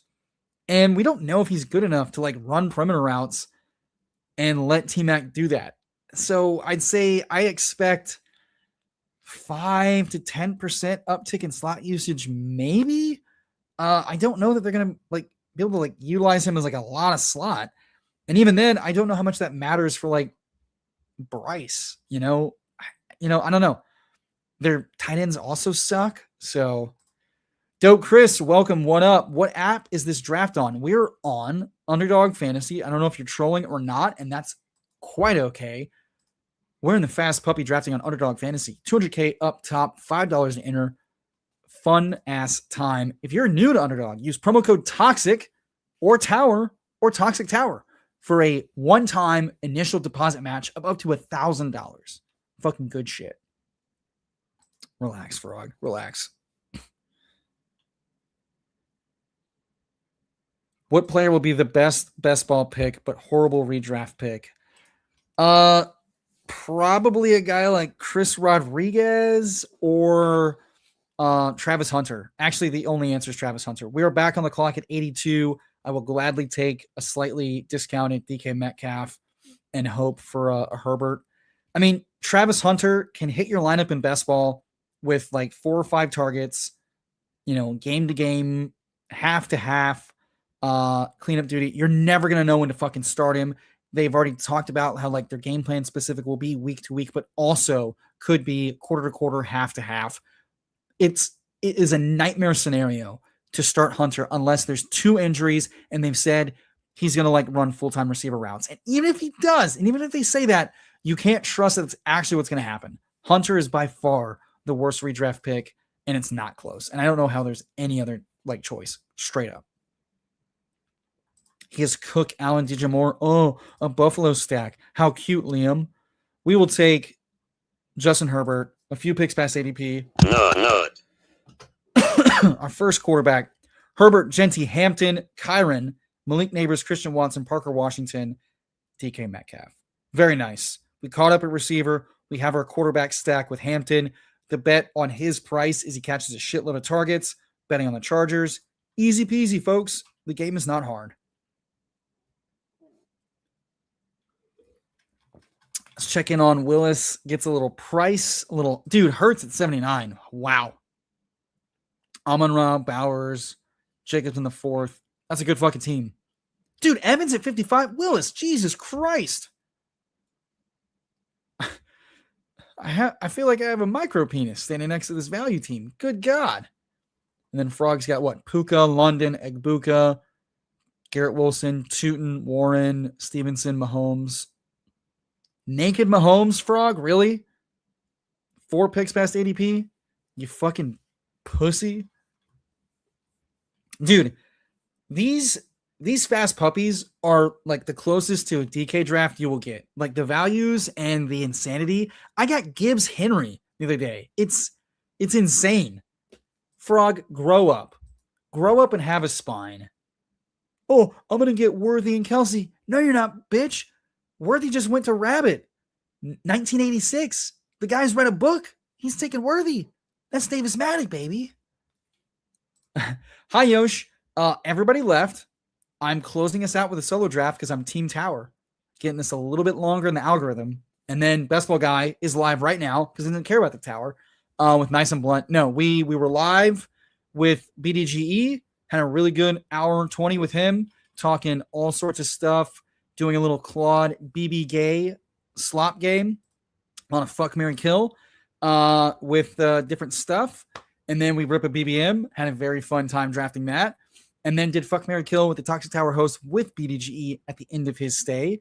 And then about the 125 mark, we go just the three of us BBM and run that BBM. And then the guys got to go. They got this, they got that, blah, blah, blah. I say, hey, you know what?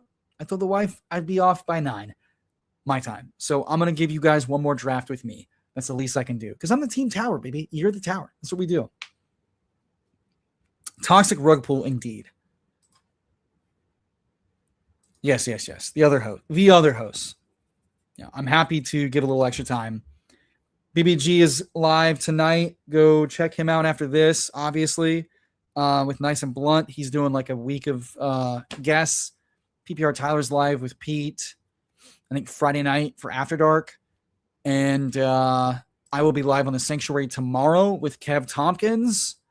And before that, I will be live with Mike Zakarian for my tout exit interview. Okay, Chad, I just answered this question. No offense. Just rewind like 2 minutes. Legitimately, like 2 minutes ago, I just answered this question. 106. What do I want? The tight ends went. That's fucking annoying. Wow, this fucking range sucks dick. I'm just going to go KJ3 and be done at running back because I'm a grown man. I can do what the fuck I want. And then I think I'm going to go Baker or Kyler. Kyler goes. Cool. Very cool stuff. Yeah, I'm just going to go. Who is more likely to make it all the way back to me? Kelsey or Baker? I think it's Baker, but my heart says I'll be disappointed if I don't get Baker. So, yeah, we're going to go Baker here. A little stack up with Kenneth Gainwell and hope one of the tight ends makes it back to us. Yeah, the guy reaching for fucking Mahomes would say that. Yeah, Kevin's great. Yeah, Sanctuary rescheduled from Monday to Thursday. It's been a fucking week, man. Like fucking yesterday, I'm running a bunch of fucking errands back and forth from my offices, and I fucking pop a flat tire and have to get roadside assistance in the middle of the fucking road. And then I get to the fucking tire shop, and they're like, yeah, you obviously need a replacement, but your other one is like no tread on the tire. We got to replace it. And I go, yeah, I was about time. So it dropped like $800 yesterday. I wasn't planning to drop, and spent like 3 hours of my time dealing with a flat tire in the middle of the fucking day. It's a fucking time. Yesterday sucked ass. Charles says, the real question is, why do you have to ask where they are, not true fans? That's not true. You come from the Toxic Tower and 2 of the hosts are missing. Understandable. What you're really doing is telling on yourself that you came after the stream should have been over. And you're like, where are my boys? And it's like, PPR left. He said he had stuff to go do. And BBG is live on his channel. So, you know. Yeah, the Kittle snipe. Dude, the Kittle price getting steamy as fuck, man. I enjoy, man. Not for me. Dude, I'm about to bonk the shit out of Frog, you horny fuck. It's incredible. I appreciate y'all chilling, though. Yeah, I know. That was very, very funny timing, Yosh. Chad, you want to join? Max says, should have just played hard rock instrumentals while BBG talked to his girlfriend on mute. I mean, he could have just sat here and looked pretty, like usual. Just done his own thing. But no, had to go live on his channel. I was in work clothes, and my jack, I have like a mini jack. It's not like a good jack. So it would have taken me like 30 minutes to jack that shit. Pause. I would have sweat through my clothes. Dude, it's 104. Feels like 120 yesterday and today. I would have sweat through my clothes, spent double the time changing my tire. Risk getting hit. It's Houston. Like, the risk of me getting absolutely nailed by a fucking car, not zero.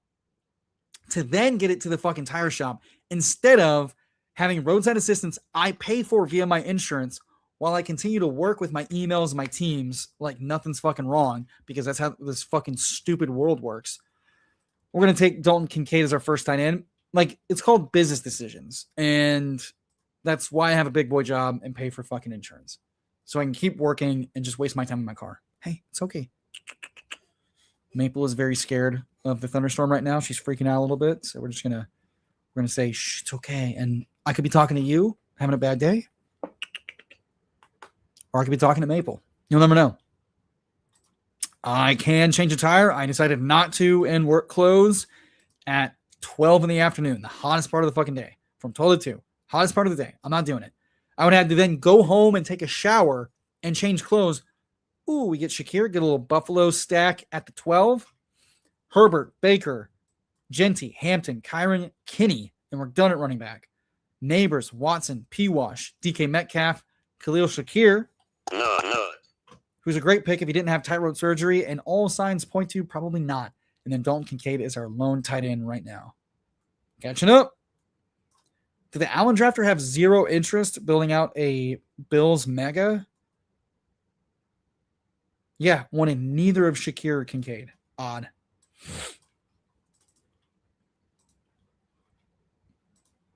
Oh, hell yeah. Your wedding?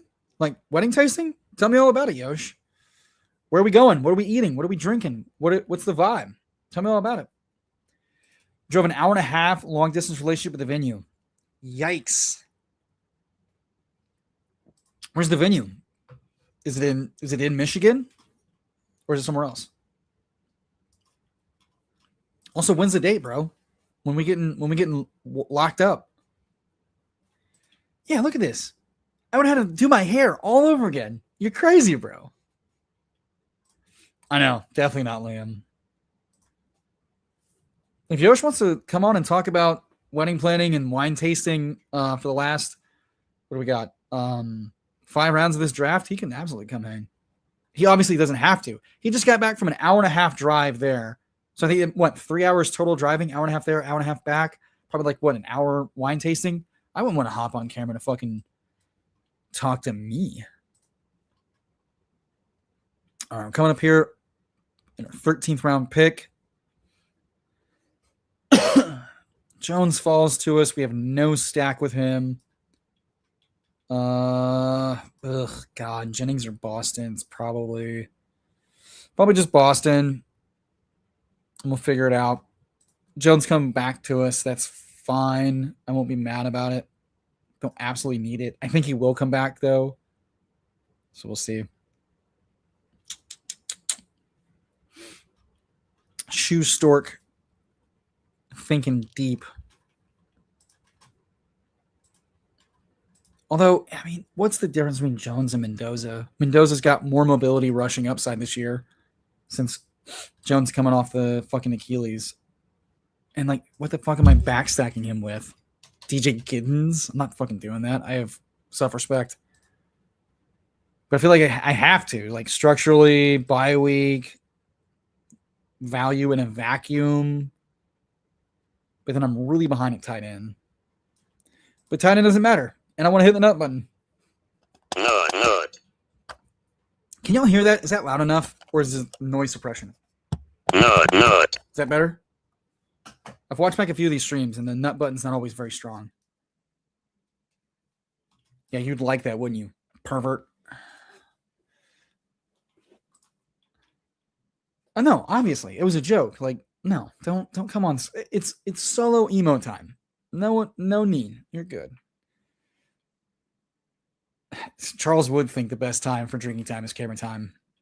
Willis is trying to get a child to sleep while the wife is at work dinner. So, brother, oh my God. We are so sick. You're look, if it wasn't for the kid and dinner, I'm drafting, I would hop on. Willis, I love you to death, man. That's why we're such degenerates. I feel that. This energy right here was my first year of streaming, and it got me in such hot fucking water with the wife. Justifiably, I streamed way too much at the drop of a hat, jumped on everything. It was good for exposure, but and reps, but dear God, it was too much. Yeah, I think I got to start sticking it right up against the microphone so you can hear it. We love loud nuts. Big, loud nut family. The date is October 2nd. Venue is a renovated old school closer to Flint and Saginaw, which is where our families met. That's sick. Food was good. Standard wedding stuff. That's awesome, dude. Congrats. Is it this October? Or is it next October? That's awesome, man. I also got married in October. I was born in October. So it's a great month. My wife and I went exclusive while we were dating in October. October, famously a great month. Greatmonth.com. Chad says, I rewound way too far. I still haven't heard Emo's explanation, but I'm enjoying the draft. Chad, I said rewind 2 minutes. How far did you go? Chad, the TLDR. See what I'm dealing with, Chad? PBG, Chad, chat. Everybody wants to ask questions 1,000 times. My pet peeve is answering them. But for Chad, I'll do anything. Chad, they dropped off. We had Nick BDGE on for like an hour and 20. We did a draft with him. Had a great time. We're on the clock. God damn it, you're gonna make me take TJ Hawkinson after ADP. Then we did a draft with just the three of us after Nick graciously left. He gave us an hour and then gave us a full hour 20, quite frankly. Then we drafted a team. Then BBG had to go. He's currently streaming with Nice and Blunt as part of his guest week. And then PPR said he's got to go. I said I could stay on for another draft. We'd run another draft. Hit the like. Consigliere, it's not peak soft boy behavior.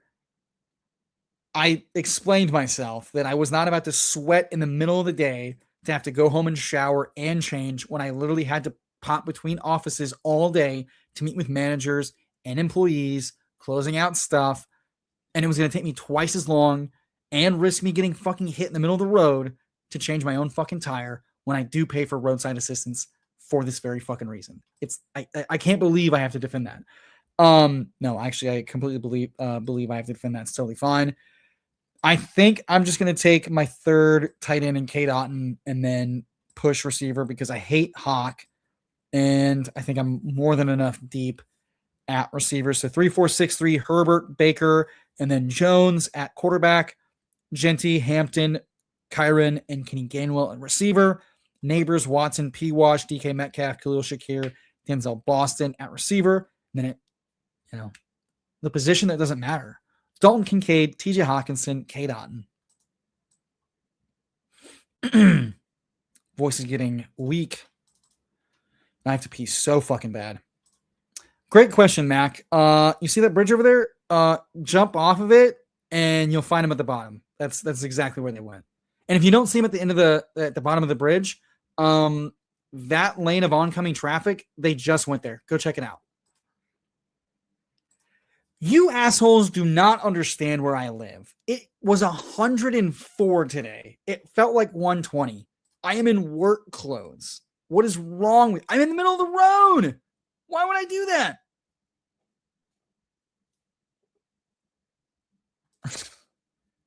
Seriously.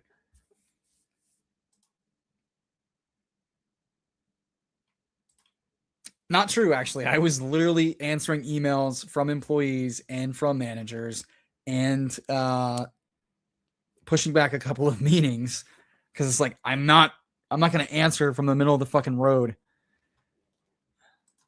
Did I fire off a couple of Discord messages that I had a flat tire? You goddamn bet your ass I did, and I won't apologize for that. I'm the biggest soft boy, says Consigliere. You defend nothing with me. I'm in SoCal with lily feathers higher. Fair enough. Living the Alex Cups life, famously. Cali boys without a care in the world.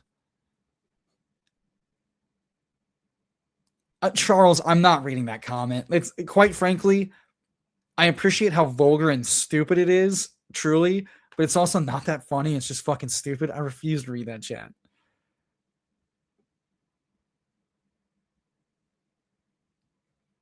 All right, when is that? This October, it's getting real. Yeah, it is the best fucking month. Dude, shout out Yosh. Congrats to Yosh and soon to be Mrs. Purple Yosh. Is she taking your name? You taking her name? What's going on with that? I know you're kind of a neo-hippie. Said non-derogatory, by the way. Folks, I will never get sniped on Keenan Allen ever again. I refuse. I would rather die. So we get Keenan Allen here, and then we get to figure out what we want for our 8th receiver to make damn sure that Neighbors gets to week 17. We could do another rookie in Hurst. We do have Baker. That is probably absolutely the move. And now I'm a little worried. I pulled up Keenan Allen. Oh, well. Won't be great. Ooh, we get him. Ted Hurst, welcome to the squad. Little Baker Mayfield stack. 3-4-8-3. Herbert, Baker, Jones at quarterback. Jency Hampton, Kyron, Kenny Gainwell at running back. Neighbors, Watson, P. Wash, DK Metcalf, Khalil Shakir, Denzel Boston. Keenan Allen still has it, folks. Still has it. He's going to sign any day now. Please sign any day now. I have 20%.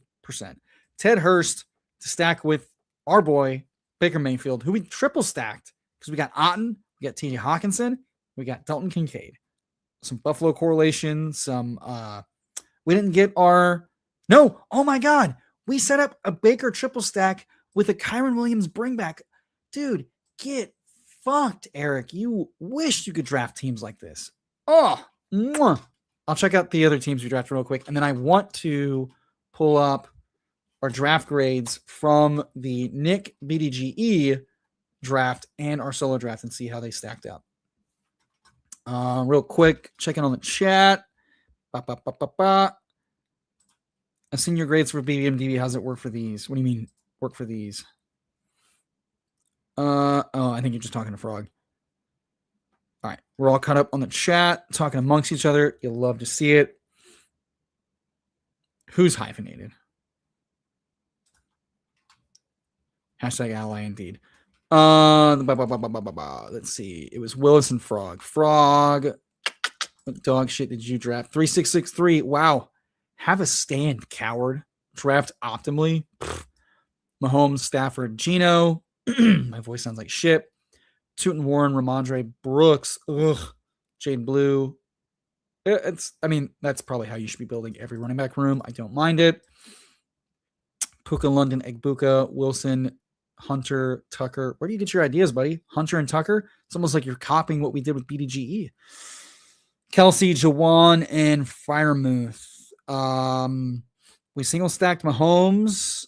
We single stacked Stafford. You couldn't be bothered to get T-Ferg, pussy.